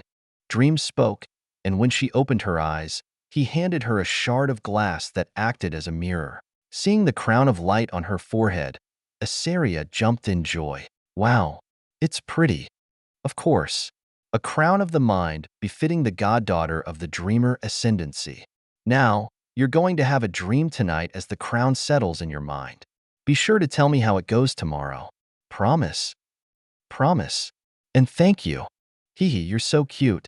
Dream couldn't help but ruffle the girl's hair as she gave an awkward salute. Oreos then picked up her daughter. Ready to show your father? Yes. All right. Dream, tonight you should come dine with us. Asaria will find you. Isn't that right? Eh. Oreos offered with a motherly hug as Asaria wiggled in her embrace. Dream grinned. Of course. I'll be awaiting Miss Asaria's arrival. Now, let's go show your father your new crown. With that, Oreos retreated into her home. Alice couldn't help but watch the scene with longing. She pulled Dream's sleeve. Hey, we're going to get that soon, right? We are. A family. Our family. After so many years, she leaned on his chest, her eyes fluttering with images of what was soon to be. I know it'll be the happiest day of my life. Chapter 313, Children. All right, it's happening. Just calm down. Everyone calm down. Kiddo, the totality would sooner collapse and explode with time-rending oblivion before anything went wrong with your wives. So there's no need to be so anxious. Explosion. It was Yao who responded to Dream's frantic words, and Asaria's follow-up was cute as always. These 3 bound through the forest, entering the tree dome and drifting into the house with impossible agility. Asaria was only 1 step behind, moving her small legs and bouncing off the walls as fast as she could to keep up. Shooting to the top floor, Dream was about to enter a room when he stopped in the hallway. His eyes fell downward, seeing a little girl no more than a foot tall. She had healthy pink skin, a short, shaggy head of golden hair, and 2 eyes that seemed to be stars instead of regular eyeballs. Her bright gaze stared at Dream, as if having expected to see him come through here. My goodness, you're already quite the handful, aren't you? Not long after, Sophia appeared, scooping up the girl with a wide smile. She then turned to Dream, child in hand. Say hello to your first daughter. Apparently, she can jump through time like it's her own playground, though she still has yet to control it. Here. Sophia moved over, handing off the girl. Dream took her carefully, he and the girl continuing to stare into each other's eyes. She tilted her head and suddenly spoke in a light and soft voice. All timelines lead back to you. You are my father, the progenitor of my species. Unfortunately, I am the beginning and the end of the ancestral line created by your union with my mother. She spoke with unwavering certainty, her mind processing all the countless instances of time and their ends. At her prophecy, though, Dream only smiled, causing her to frown in seeming confusion. At that moment, 1, 2, 3. Dream saw 3 more girls pop their heads out from the nearby doorway. Each of them were identical, with deep red hair, sharp canines, eye slits with crystal black irises, and a unique steel-gray skin. Those 3 all looked toward Dream, before there was a shout. Hey, you 3 are all of a minute old, so get back here. Watch out. Mother is ferocious. Escape to father. The 3 jumped before running through the hallway. 2 bounced up the walls while the other lit on fire and melted through the floor, escaping the grasp of Iris, who came shooting out the doorway. The 2 who scurried across the walls jumped onto Dream's shoulders, hugging his head in security. The 3rd also came back up through the floor, latching onto his leg. Escape success. Minimal collateral damage. Collateral damage irrelevant while evading high-risk mothers. Suggestion. Merge into one form to decrease total grabbable surface area. Suggestion denied. Multiple forms allows for partial success. Stupid suggestion. The three gave off a series of evaluations while dodging the narrowed gaze of their mother. That's when Dream noticed that something was off. Looking down, he could see Sophia's little girl in one arm, but now in the other was yet another little girl. She looked ghostly, with the palest skin that contrasted with her void black hair which flowed and disappeared between the folds of space in a fog. Her eyes were also completely black, giving an eerie feeling to those who looked into them. She said nothing, and eventually she only nuzzled her head against his chest. Alice appeared not long after, scratching her head with a gleeful smile. I guess she takes after me. Father. Finally, there was an immature but commanding voice that echoed through the hallway. Dream saw two little boys walk out, both with ashen gray hair and sharp gazes that pointed right at him. The two gave their announcements with puffed-out chests. Father, I crave the knowledge that with relinquish me of this weak fleshly body, and I crave the incredible violence made capable by the tools of the machine. One spoke with righteous indignation, and the other spoke with flat assertion. All it earned them, though, were 2 smacks on the head. Now, that's not how your father would like to be greeted for the first time by his children. I do not concur. I also disagree. Geez. Luna let out a chuckle, ruffling their hair and picking up their small bodies. She looked toward Dream with a sigh. Not even 5 minutes old, and yet they think they're adults. Dream? Are you okay? Noticing his oddly long silence, Alice placed her hand on his. But despite her concerned words, she had a content smile on her face. She knew that right now, there was nothing but happiness. The others around them also watched on with smiles. The parents who had finally become grandparents, Asaria who was dying to make friends with these new children, the Reaper who stood in the corner silently. Dream looked between all his children. They were incomparable to normal children. Attuned to the concepts with ties created by their parents, they were born with vast intelligence and awareness. They wholly lacked the naivety of normal babies. This was further amplified by the power bestowed to them by the ascendancy. Each child bore the mark of the family on their forehead, though not yet visible until it was given time to settle. The power of the lineage gave them perfect minds, one that would never forget and could operate with perfect clarity and enhanced speed. And then, there were their innate powers granted by their mothers. The power of fire, the trio that could merge and separate their orderly or chaotic natures, the ability to shift through time or blink in and out of existence. Each was vastly different from the last, carrying the attributes of their parents yet being their own person. They're all perfect, Dream murmured, the love and joy spilling from his mouth, carrying enough depth to make even Sophia's stoic child squirm in happiness and embarrassment. And it surprised the wives. It was rare that he showed such seriousness in his words. He was always so lighthearted and seemingly without care. But for a moment, they all got to see the fullest extent of his deep love for them. But it was only for a moment. The next, he smiled mischievously, shifting his head and giving his daughter some kisses. Disperse. He got me. Cut our losses and run. As they began to jump away, Dream grabbed them and held them back, testing the limits of their agility and wits. Unfortunately, he couldn't be outdone. He caught them all whether by hand or leg, even the boys who tried to make a tactical retreat. In the end, they were all gathered in the master bedroom, forming a pile on the huge bed. Dream even snatched his wives, pulling them into the midst. The others left, letting the new family have their time. Got you all. We lost. How? Numerical advantages are useless. Highest risk father beat us. If only I had the knowledge. If only I wielded mechanized destruction. The children shifted around, getting comfortable in the embrace of their mothers and father. So, Dream lifted his head and looked around. Announce yourselves, my children. We are Apollyon. Iris identical triplets introduced themselves first, their 3 heads popping up with smiles.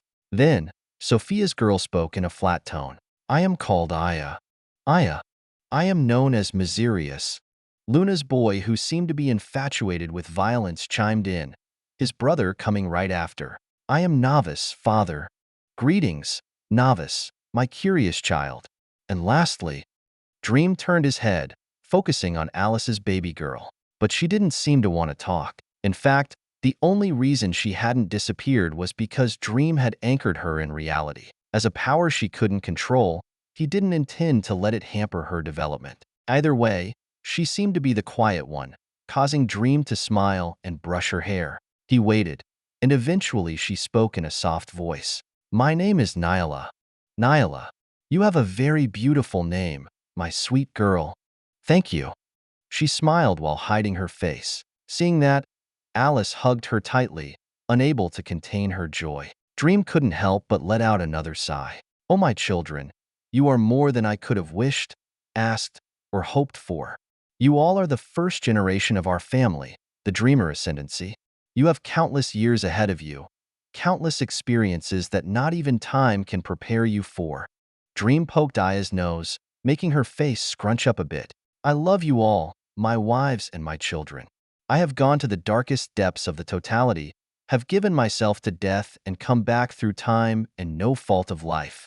This place, this false reality that has been created as the result of my efforts, I will make it true, cement it as our home, our eternal paradise. For all of you, for the Dreamer Ascendancy, I promise this and more. And he faced his wives, looking between each of them and seeing their eyes full of satisfaction and affection. I'm glad I finally got to give you what you deserve. And I'm sorry it took so long. Hopefully forever will be enough to make it up to you. You, so cheesy. Cheesy. Father is cheesy. Luna couldn't help herself at the buttery statement, moving closer to her husband. Even the kids had their own cute reactions. After that, the new family spent a long time together. One by one, the children fell asleep, and the wives soon followed. Dream was the last one to close his eyes, getting some shut-eye for the first time in a long while that didn't also involve death in some form. It was something that could only be afforded to all of them through this false reality. Chapter 3:14, Everything. Time passed, and the false reality expanded. As befitting her prior position as the Archon of Life, Oreos continued to have children with Yao. In fact, after only 5 short years, she managed to have over 70 children. Her efforts alone multiplied the population, but she wasn't the only one.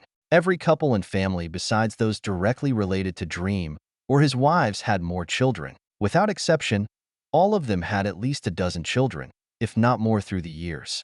This led to the town becoming more and more rowdy. Yao and Oreo's estate also expanded accordingly, and it seemed the entire place began to revolve around them and the ruckus their children caused. Of course, it was a welcome task for everyone. The town was small, and there wasn't much to do. Even if their powers had been reduced or outright disappeared, nobody was a normal human in this place. There was no natural hostility, food was abundant, and Yao was a master of all things regarding creation. He alone introduced modernity to the town.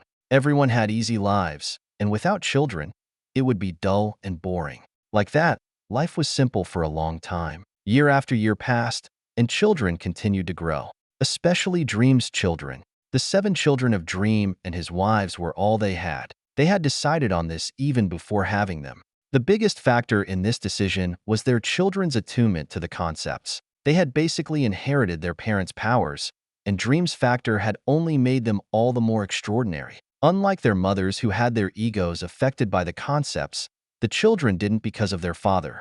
It made them all unique, and each of the wives were satisfied with their children. So instead of having hundreds like Oreos would inevitably have, they decided to focus on their 7. But even then, they proved to be a handful. Experience was something that could only come with time. No amount of sheer knowledge or information could determine which way one's personality would develop, especially with these children who seemed to have inherited their father's boundless curiosity and recklessness. This meant that over the years, each of the children went through many different phases. It was the Apollyon trio that attempted to summon one of their mother's Chaos Eaters. In fact, they succeeded, but because the Chaos Eater was controlled by Iris, it didn't give the girls the chaos they wanted, ending only in disappointment. Though, it still resulted in the Chaos Eater releasing a sort of miasma that infected a portion of the land around the summoning. So any and all animals, insects, and bacteria present around the summoning were warped into hellish monstrosities that sought the destruction of all life and the corruption of the world. Curious to see how it would be handled in the future, Dream allowed it to grow uninhibited. The town was thus forced to raise defenses and combat the hordes. Of course, nobody was at risk of dying, but they didn't know that. It was the chaos that Apollyon wanted, so they were always present when the hordes came. They also went around watching the changes the miasma had on the world, finding entertainment in monstrous mutation. On the other hand, the twin boys took up an opposing stance against their sister's acts. Dream had taken to teaching his son Novice the ways of the scientist, indulging his curiosity with all manner of mathematical and engineering issues, and Novice set out to solve all of them, using his boundless intellect and experimental drive. Novice also worked with Yao, reverse engineering and replicating his modern technology. In the end, Novice was able to build a large workshop filled with all kinds of gadgets, weapons, and experimental tech. But he wasn't alone. Miserius, who craved the violence made capable by mechanical entities, was often the target of Novice experiments. Arming his brother with weapons and support tech, Novice sent Miserius out to do battle with the hordes their dastardly sister created. The battles were always grand and magnificent with explosions and the great displays of splattered blood. Miserius proved himself to be a great warrior at the young age of 3, and he only got better as he grew through the years. This duo of brothers only synergized more and more as they became teenagers. In fact, their synergy became so great that only Miserius could utilize the technology and gear that his brother made. But in the war against the hellish spawns of Apollyon, they weren't the only factor. Aya, as she grew, came to understand that the timelines she witnessed were not always set in stone. For instance, she had foreseen the summoning of the Chaos Eater, but she had not foreseen the harm it would do to its environment. She was also unable to foresee Miserius' skill in battle, nor the extent of Novice intellect. And nowhere in her visions of the past or future could she see her sister, Nyla. It was as if she didn't exist, but oftentimes, Nyla came to spend time with her, the two quiet sisters bonding over the common ground of silence. These variables, oddities, and inconsistencies led Aya to establishing an observatory on top of the monolith her father created in the center of the town. At that observatory, Aya employed Yao's help in building machines and conceptual tools to help her observe the present, documenting it and comparing it with her foreseen observations. After several years, the observatory was filled with all manner of books and catalogs, telescopes that could glimpse into the concepts, and difference machines that could detect abnormalities in her prophecies and find the differences in what actually occurred in the present. She spent much of her time here, and the amount of information that was logged of the past, present, and future only continued to grow. She sought to reconcile the inconsistencies of her prophecies, become capable of true prophecy, and most of all, to find out what was causing time to deviate. It became her calling, and although she spent most of her time in the observatory, she still employed her brothers and sisters to engage in experiments, wondering how much of an effect she had on her own prophecies. As for Nyla, she was often found with Aya, watching from the side and feeding her information from what she called the graveyard. In the graveyard, Nyla was able to explore everything that was and would be. She could see people, their past selves, and what they would become. She could even see stars, their births and deaths, and the material products of black holes. It was a universe unto itself, one that only she and her mother were able to visit at will. But even that changed at some point. Eloeos was the name of the Archon of Death, one who was always kept to himself and never interacted with anybody. For a time, he was restricted to the false reality, but at some point, he made his way back into nothing, and that's when Nyla found him. Now, Death was one of Nyla's few friends. In fact, the two spoke to each other, but because they only interacted within the graveyard, nobody ever knew what they talked about. Not even the other Archons were able to speak to Death. Either way, through Nyla's knowledge of the graveyard, Aya was able to analyze her prophecies in depth. War, prophecy, science. This was the dynamic of Dream's 7 children. They all had their unique roles to play in the false reality, and the scale of their work only grew in time. As they garnered experience, utilized their powers, and dove into the secrets of their reality, they began reach certain limits. they began to realize the truth of the false reality. Apollyon destroyed the reality and dug up its darkness. Novice and Miserius sought to repair that destruction through science and violence. Aya observed and analyzed everything in between, and Nyla fed valuable information. In the end, it all led to them coming together in curiosity. In their childhood years, their work was only the result of their impulses and desires. They simply didn't know what they wanted nor cared. They were just children, despite the extent of their knowledge and intelligence. But as they grew into their teenage years, their minds changed, and the depth of their psyche led them on paths greater than any other resident of the town. Poking holes in reality, digging up secrets, tearing things apart, and realizing that not everything was as it seemed. Their wonder knew no bounds, and when all 7 children turned 20 years old, they finally pooled everything they knew and all of their powers. It was in Aya's observatory that they gathered. Apollyon laid the foundation for a conceptual spell. Novice built the machine on that foundation, and Miserius operated it. "Are you all ready?" Aya asked, her blazing eyes looking between everyone. Apollyon sat around the formation in her 3 identical forms. It was long revealed that she was one soul in 3 forms, and she always preferred being separated. Novice nodded while adjusting his machine that looked like some kind of drill. The machine is flawless. Everything else relies on Miserius and Apollyon. Novice is arrogant to assume nothing can go wrong with his craft. Great hubris. Many mistakes have been observed on the battlefield. Apollyon let off her comments in retort, causing Novice to roll his eyes. "My machines being destroyed are not mistakes, only experiments. Then don't call them indestructible. Call them destructible or imperfect." The 3 giggled as Novice frowned in annoyance. Aya clapped. "Enough. Let's start." "Fine." Novice sighed, and Miserius stepped up to the machine silently. Apollyon did a sound-off. 1, 2, 3, go. With Aya's command, the machine activated, and the formation flashed. From Apollion's formation came destruction as space shattered and the conceptual wall of reality broke down. And with Novice machine, that destruction was utilized as he drilled further into that wall. The controlled chaos led to the surroundings warping in view. The 7 children were all excited as their plan actually worked. The powers at play surrounded the observatory in a bubble that separated them from the false reality. But then, as they made contact with what seemed like another reality, they heard a voice. "Oh, what do we have here?" Highest risk, father. Abort or commit?" "Commit." Aya answered them, and with one more push, they all made the final jump into the new universe they discovered.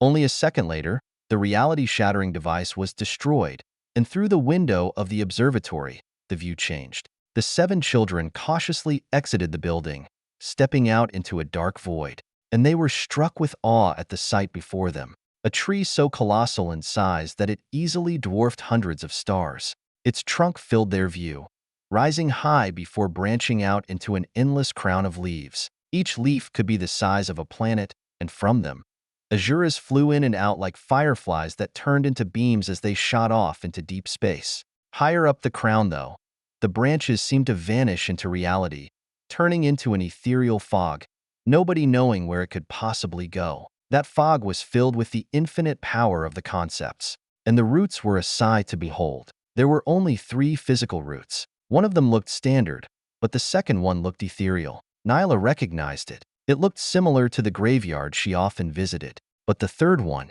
it was being chewed on by a horrific parasite that they couldn't seem to comprehend. Exactly what it was couldn't be grasped in their minds.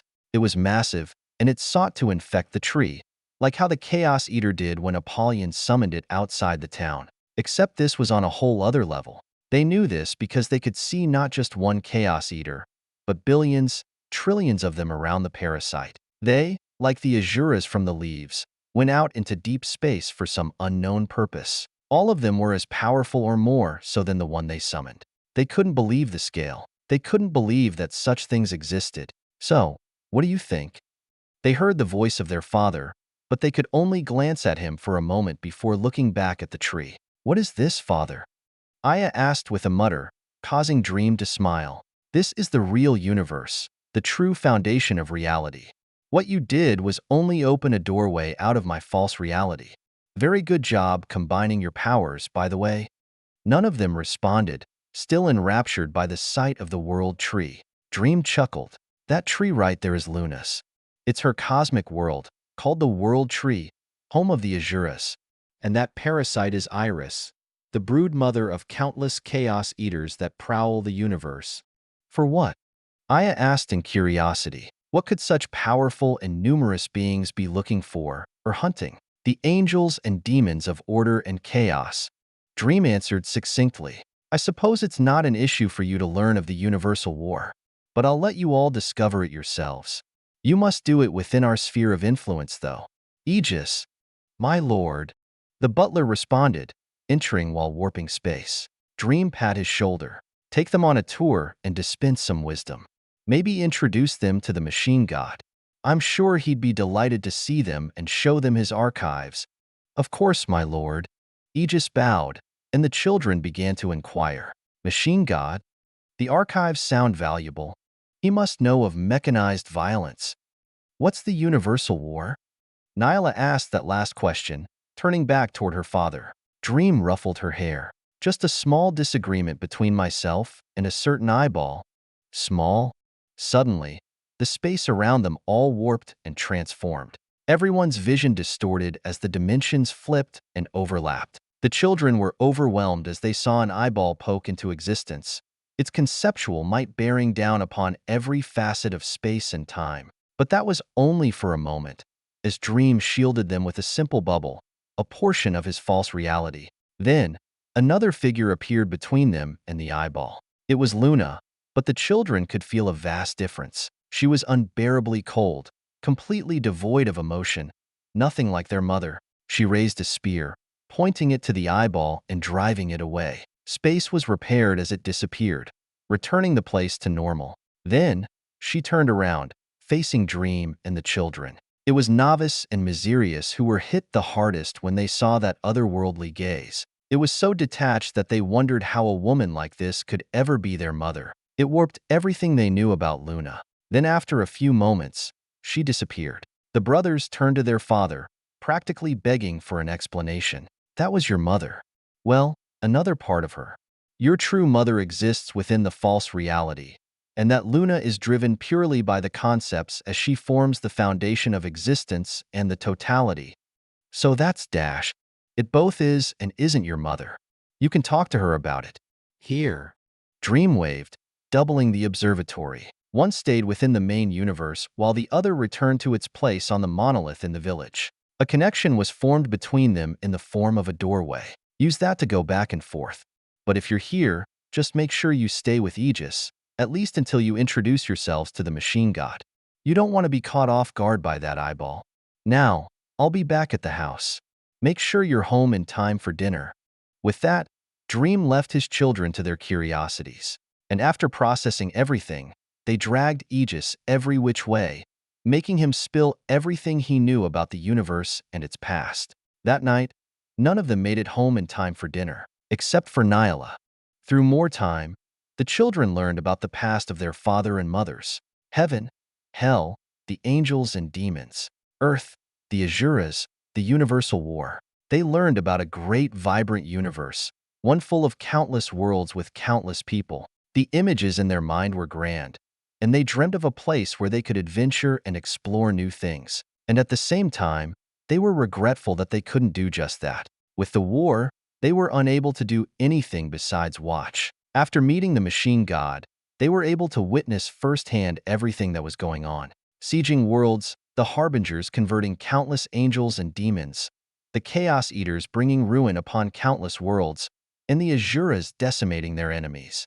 The scale was unfathomable, and all of it was driven by their mothers and father. They finally learned just how great their parents were. But they also learned who they were in the past, and everything they had done to rise to their position now. It was amazing how not even death was able to stop them, how their mothers had lived for billions of years, how their father had ridden the line between reality and true non-existence, and how everything came together through time, order, and chaos to create the false reality. Everything that led to the creation of a home where they could be brought into the world. from a mere human mortal of flesh and dirt to the foundation of reality itself. Suddenly, their war outside the village and the stunt of poking through reality seemed far less impressive. The scale of the actual universe left them awestruck. It also left them curious and wanting more. More details, more power. They constantly hawked their parents for more stories of the past, and they hawked Aegis and the machine god for tours of what used to be. And through more time, they explored their powers and expanded what they were capable of. Suddenly, instead of machines used to slaughter monsters, Novice and Miserius were building factories that could process and generate armies. Aya expanded her observatory to encompass the entire universe, her prophecies following in scale and her visions of time diving deeper. Nyla also visited True Nothing where her mother operated. In that place, the sheer amount of people, places, and things that existed had her overwhelmed. And Apollyon set her sights higher. The trio of chaos developed themselves further, pushing their abilities to extremes they didn't even know existed. Through knowledge came strength, and they learned from observing the universal parasite and the chaos eaters just how much depth annihilation contained. The 7 children threw themselves into the deep end, and the fruits of their development weren't limited to themselves. The children weren't allowed to suddenly forsake the false reality. As the only place where their true mothers existed, they always ended up coming home. Plus, there wasn't any place for them to interact with people besides the false reality. All the angels, demons, and Azuras were carrying out a war that they couldn't join. So they focused on the town of beginnings. The infection from the miasma only got worse, so they helped combat the monsters. They also built weapons the people could use to fight and defend themselves. Not only that, but as time passed, many children turned into adults, and they had their own children. Generations expanded as the town grew to larger scales, and the 7 watched from above. One decade after another passed. Hundreds turned to thousands, and thousands turned to millions. The town grew into a city. Other cities were established, and factions were spawned from the masses. Pioneers left their homes to explore the edges of the world. Dedicated warriors formed armies to fight the evil monstrosities of Apollyon. Heroes rose from the armies, developing great power and leading the charge to vanquish the threat. And as generations passed, life was no longer a given luxury. Only the first generations maintained their eternal life. But their children were forced to face the inevitability of death as longevity faded. It led to all facets of the war and the development of this small civilization to turn extreme. And the 7 were at the helm. As Novice and Miserius had assisted in the war from the start, their names formed 2 different factions. One was dedicated to technological development, and the other was dedicated to forming warriors. 2 schools were created, these becoming the supreme governing body of the town of beginnings. And Apollyon had her own faction. Those who wished for chaos and destruction fled to her, embracing the power of the evil miasma and mutating it into another form. The birth of the new demons. They grew as they reproduced, taking up organized arms against the established city, preaching words of a new step in humanity's evolution. And a new war began, one on a scale that had never been seen before. But it didn't seem like the original founders were concerned. Those of the first generation eventually faded into the shadows, disappearing entirely, and knowledge of Tree Dome faded from the minds of many, becoming legends before turning into fairy tales.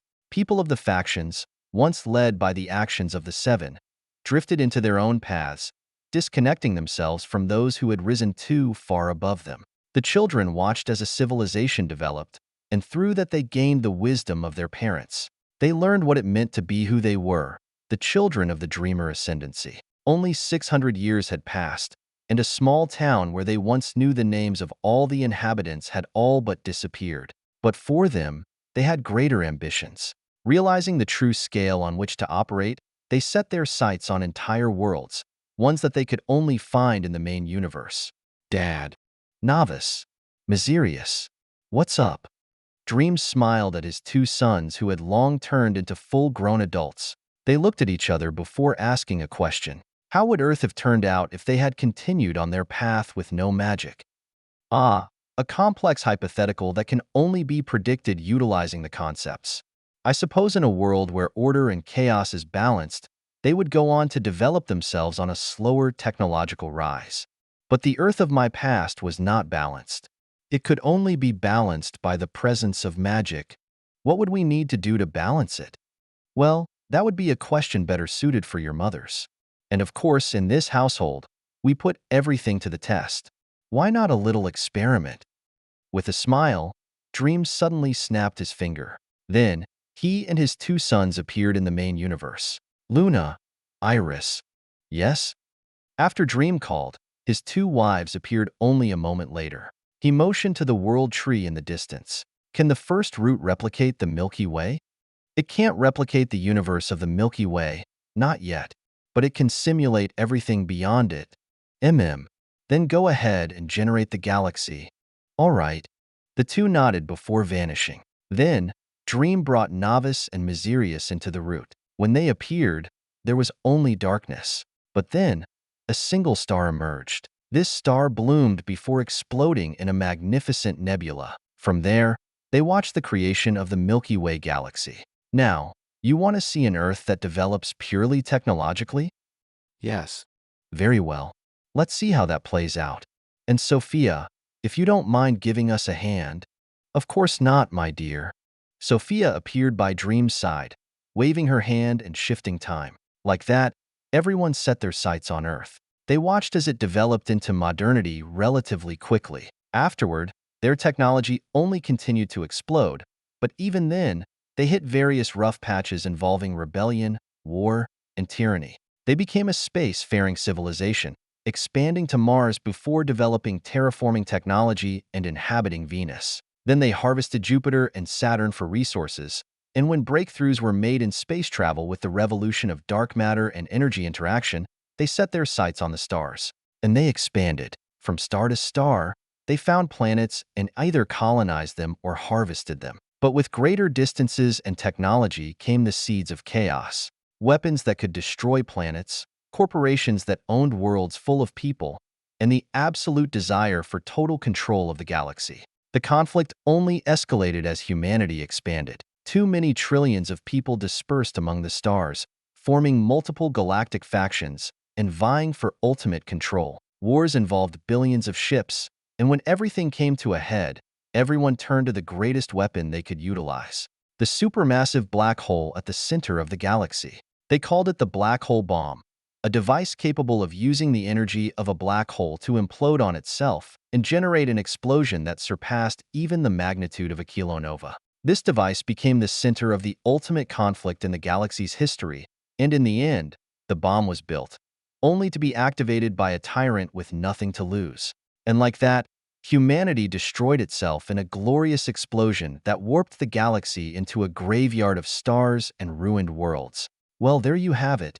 Time froze, Dream patting his sons on their shoulders. It ends poorly, to say the least. Now, why do you think it ended that way? Too much chaos. Novice was quick with his answer. However, Iris, who momentarily reappeared, only shook her head. Wrong. In fact, there wasn't enough chaos. Not enough? They were at constant war. War is only a superficial expression of the ideals of a civilization. The point isn't the war, but why the war is occurring. Iris called upon her wisdom. In this simulation, humanity lacked enough chaos. The elites of each faction continued to vie for absolute control, and if they couldn't have that control, then they would rather destroy themselves. What they lacked was another variable, something beyond their influence that they would never be able to control and would always keep them on their toes. They need more chaos, and the perfect form would be other galactic races. Iris waved her hand, and suddenly, two other alien species were planted within the galaxy. One of the races seemed to be modeled after Asaria. In fact, play it. She spoke, and Sophia began yet another simulation. This time, all three civilizations developed themselves into spacefaring civilizations, with humanity actually being the last to leave their home world. Iris explained as they watched. Humanity is a naturally reactive species. They thrive through adversity. Through chaos, they create order. They find strength in the will to fight, and that naturally means they must always have a target to fight against. With no target, they make one, and it often ends up being themselves. So in this case, we give them a target, but we also make them the underdog. This way, they come together and fight for survival. As for the other two alien species, they're more naturally capable than humans, but they lack the same indomitable drive. They're more balanced, you could say, unlike humanity. Watch. They focus back on the simulation, and they saw as humanity was discovered by the aliens first. As the last to get off their world, they didn't have the same capabilities as their alien neighbors. And when humanity found out that it wasn't alone, and that it was severely outclassed, they panicked. Just about all conflict between humans disappeared instantly, and through their collective efforts, they exploded with technological development. Jumping from planet to planet, taking every risk they could, humanity strove to become a powerhouse that could stand on par with the aliens. And they became contenders. They grew and expanded so fast that the aliens willingly backed off so that they might not poke the paranoid bear. But with their new guns, humanity needed someone to point them at, and they naturally chose the foreign threats. And so, a war started. It encompassed the galaxy. The aliens were forced to call upon their stockpiled resources and fight back, while humanity clawed at them like a cornered cat. It only developed further as humanity's technology grew to the furthest extremes. From planet-killer weapons to bombs that could trigger premature supernovas, they employed the most devastating tactics, and the aliens resisted by taking it just as far. Before anyone knew it, the galaxy was engulfed in total war, and everything led back to the black hole once more. A black hole bomb was constructed by humanity, except this one was dialed down. Without time for more development, they built a primitive version of their previous one, and the aliens were unable to stop them from triggering it, though their efforts resulted in a far less devastating outcome. In the end, a wave of dark energy was released from the black hole, washing over the galaxy and taking a long time to do so. And it didn't destroy everything. Instead, it only washed over the weak biological life, killing it and resetting the galaxy. Iris nodded. Looks about right. But now, they destroyed themselves for the opposite reason. Not enough order. Luna chimed in. The people of humanity were unable to sway the desperation of their leaders. They lacked power in any form, especially since the rapid evolution of technology led to it all being in the hands of the few. So in order to rectify that, we need to give power to those people who will appear beyond the elite few. That's what magic did, and in the situation of this galaxy, it's what they need. Luna waved her hand, and the galaxy was blessed with a form of power similar to mana. It spread through the dark energy that was released from the black hole. Then, she let it continue. Turns out, those dead worlds of humanity and the aliens left behind seeds, from them sprouting their species. These new humans and aliens grew on their worlds, but now they had odd powers. It greatly shifted the dynamic of development, making them take longer. But like before, they all made their way into the age of spacefaring. They spread through the galaxy, and now with the people having more power in their hands, the leaders of their civilizations were unable to act rashly. Instead, galactic unions were made between the humans and aliens, and although there were wars, they weren't all out. Dad! That's when a shout was heard. Sophia slowed time back down as everyone turned and saw Apollyon appear. Dad, I did a thing. Great thing. A cool thing. What thing? Dream smiled at the enthusiasm of his daughters. She pulled him along, and everyone decided to follow, leaving the galaxy behind. Apollyon led them to the main universe, specifically to a black hole. Usually it wouldn't be special, but this black hole seemed to have developed oddly. Dream could see a physical crust atop the black hole surface. After having halted all its rotational movement, it seemed to have solidified in a way, obviously not naturally. I made a world, like Terra cores, but for a black hole. Ah, I see. Dream nodded curiously. I knew this was possible, but I suppose I never bothered to make one. You beat me to it, Apollyon. Good job. It was easy. Not easy, but worth it. She smiled, her childish self not having faded even after hundreds of years. Dream analyzed the black hole. As Apollyon said, it had formed itself a Terra core. This created a shell around the event horizon, and atop that shell, a world would eventually form, like Earth. However, it wouldn't be an ordinary world by any standard. The physics and magic involved were too extreme, so anything that lived there would have to be wildly powerful as a baseline. But Dream got ideas. Let's play around with this, Apollyon. If we can, let's see if we can build a world on top of it, with living beings and everything. How does that sound? Yes. Good idea. Highest risk father is fun.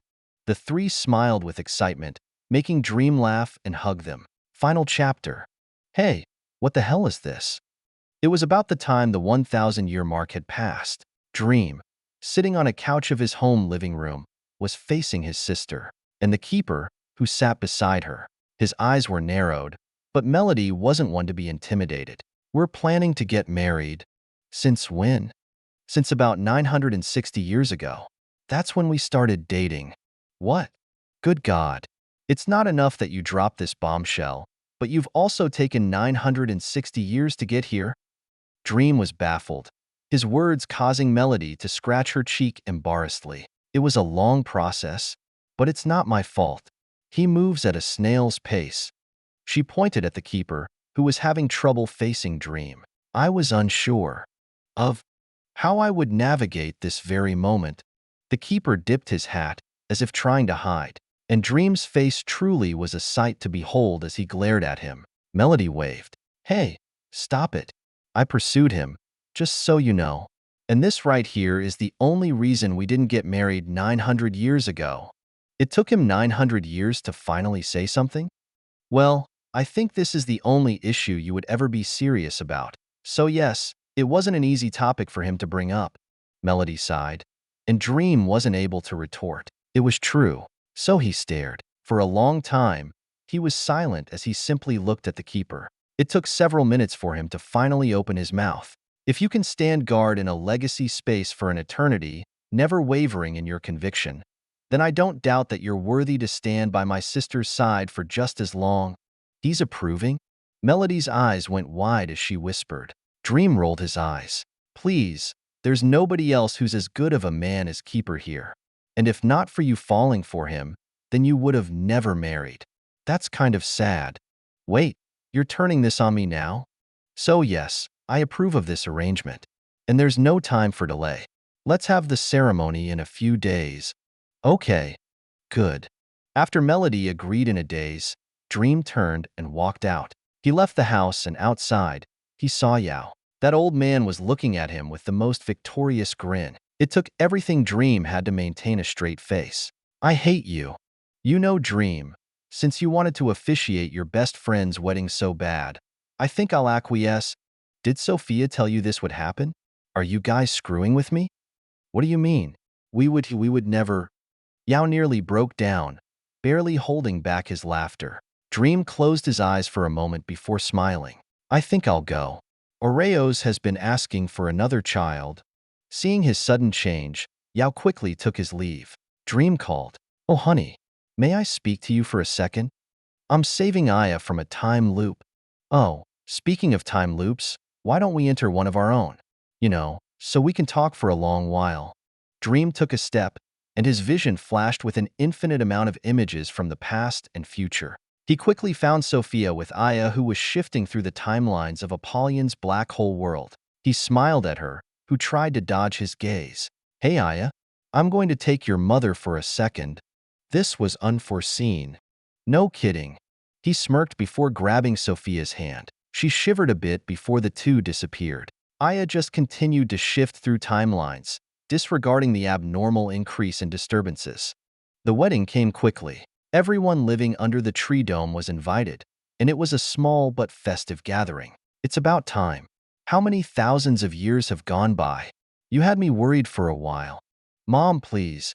Melody sighed as her mother straightened out her dress. It was an elegant red wedding dress, one that fit her identity as an Azura perfectly. Shannon couldn't help but let out a long breath as she stood Melody up and took one final look. You're beautiful, my sweet child. Thanks, Mom. Now, let's get you out there before your brother starts another debate with Yao. She chuckled before leading Melody out, the two walking into the venue.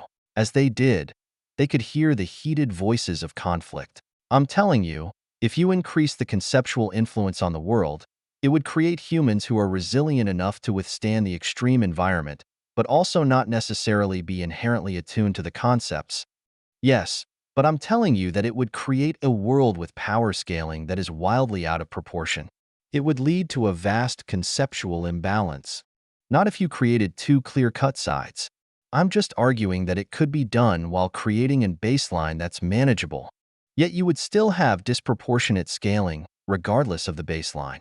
What you need to do is rework the presence of concepts in that world.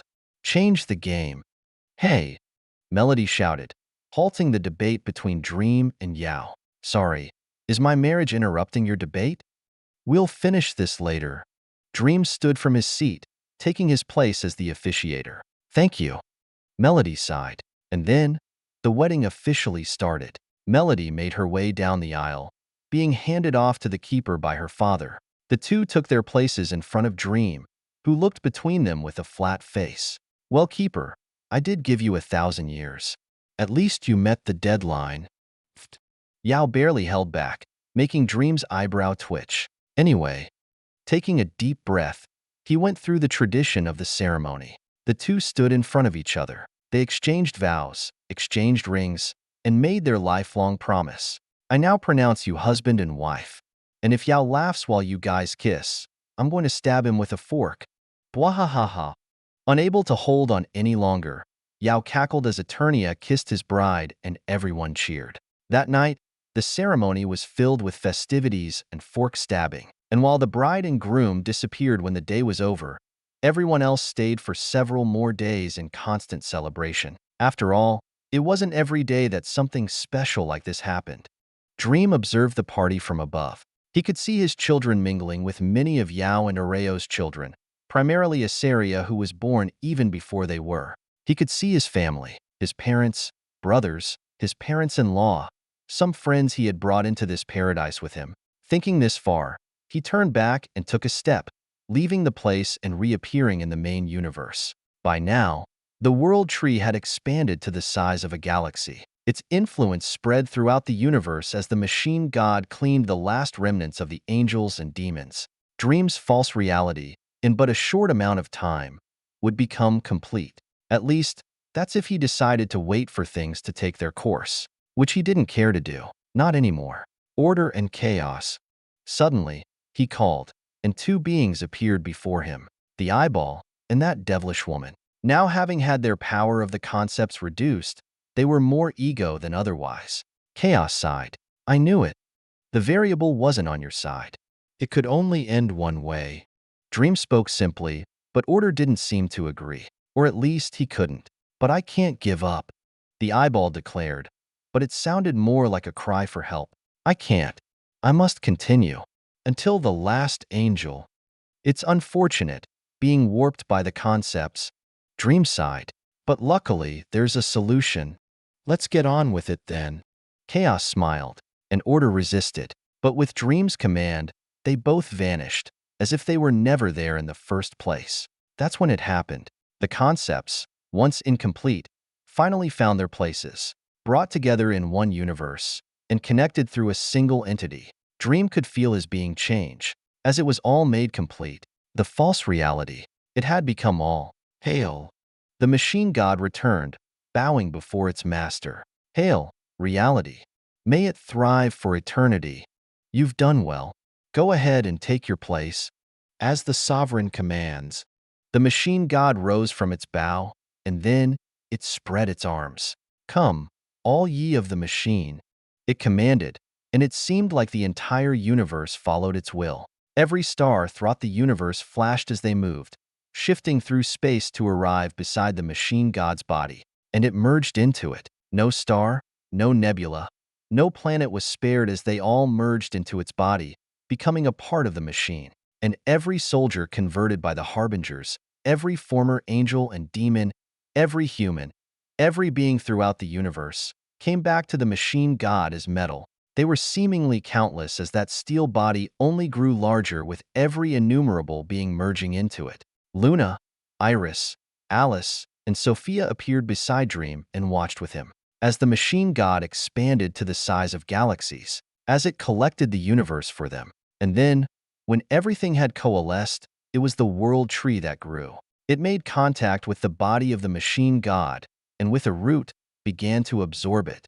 It was a simple transfer as steel became the body and blood of the world tree. Now, the world tree was as large as galaxies, its leaves being the size of stars, just as innumerable, just as bright. And the universal parasite grew just as much, still chewing on the third root. The machine god disappeared into the tree. Now, with order and chaos brought to one place, with reality as the entity that brought together their powers, it was complete. Everything was complete. Dream stood with his wives beyond the world tree. Now, that tree was the universe. It was reality. It contained the totality. We've done it, Luna muttered. Ever since the final war started, this moment was destined to come. But now that it was here, what now? Iris scratched her cheek. Dream only flicked her head. Ack. Now, we spend an eternity with our children, family, and friends. We watch as worlds and galaxies grow and die. There is no end to what we do. All the while, order and chaos will battle in the form of the world tree and universal parasite. Infinite destruction and creation will occur within its bounds. And he brought his wives closer. We'll continue to make sweet, sweet love inside of our two-story house. I think we've earned that much after all this, but only for a month or so at a time. We have to be there for the family dinners. True. He chuckled, and after a moment, he sent his wives back to finish out the wedding ceremony.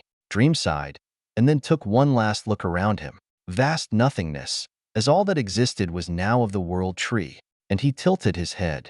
I wonder if there's anything else out there? Afterward, July 1st of 2020 was when I posted my first chapter for Origin Seeker. Now, October 27th of 2022 marks the publication of the last chapter. Over 2 years, thousands of hours of thought and work. All of it has come to a close.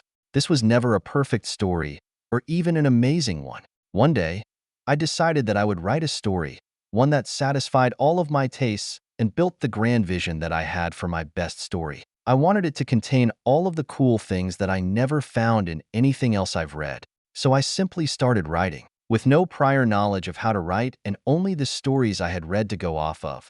I just slapped down the words that came to my head, letting my desires and fantasies take hold. And it was rough. 100 chapters pass, and I looked back only to realize that I didn't want to read anything I had written. My writing style had changed and developed, so everything back then was the ramblings of a child. And another 100 chapters later, I continued to think that. 300 chapters later, I've learned too many things during my time writing this story. I've learned just how much of a novice I am, but also just how far I've come, and how deep the art of the written word is.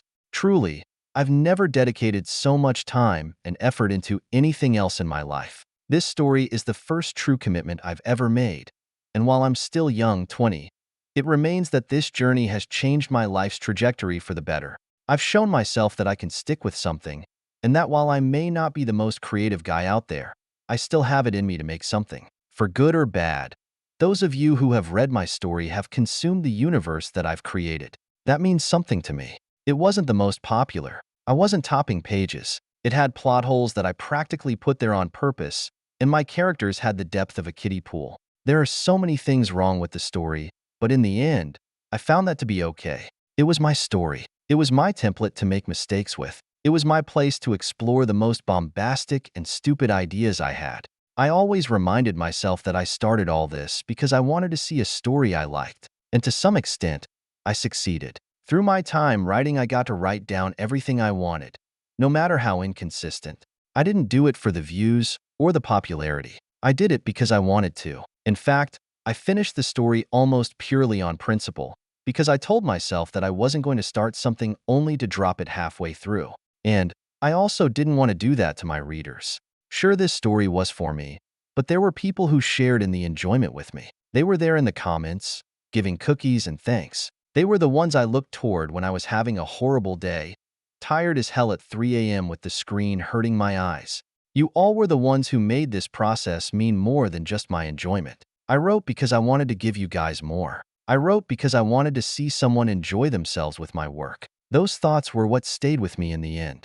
I'm only sorry that I have my own limits. After 2 years, I've also discovered how difficult it is to keep writing, to push through self-doubt, to keep telling myself that it's okay to be an unskilled writer. to keep hoping that it'll get better, that hopefully I'll learn and finally be truly satisfied with my work. Someday, it's taxing on the mind. How Chinese Xinxia authors manage to write that crap for thousands of chapters on end is beyond me. Or hell, maybe I need to learn some of that robotic motivation. Anyway, it's been a wild ride, everyone. The story has come to a close as my first ever completed work. I can at least say that I've written a full-blown serial novel of 900,000 words, and I plan to come back in an official capacity, but until I do, I'll be releasing my other works that have been on the back burner.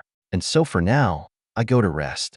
To all my readers and my patrons, I thank you from the depths of my soul. Thank you for being there with me on this journey. You are the reason I've come this far. And even to those who might see this long after the series has finished, the thought of you all who would come in the future has inspired me all the same. To those who have been and will be, I raise one final toast under the title of Origin Seeker. Cheers, your friendly neighborhood author.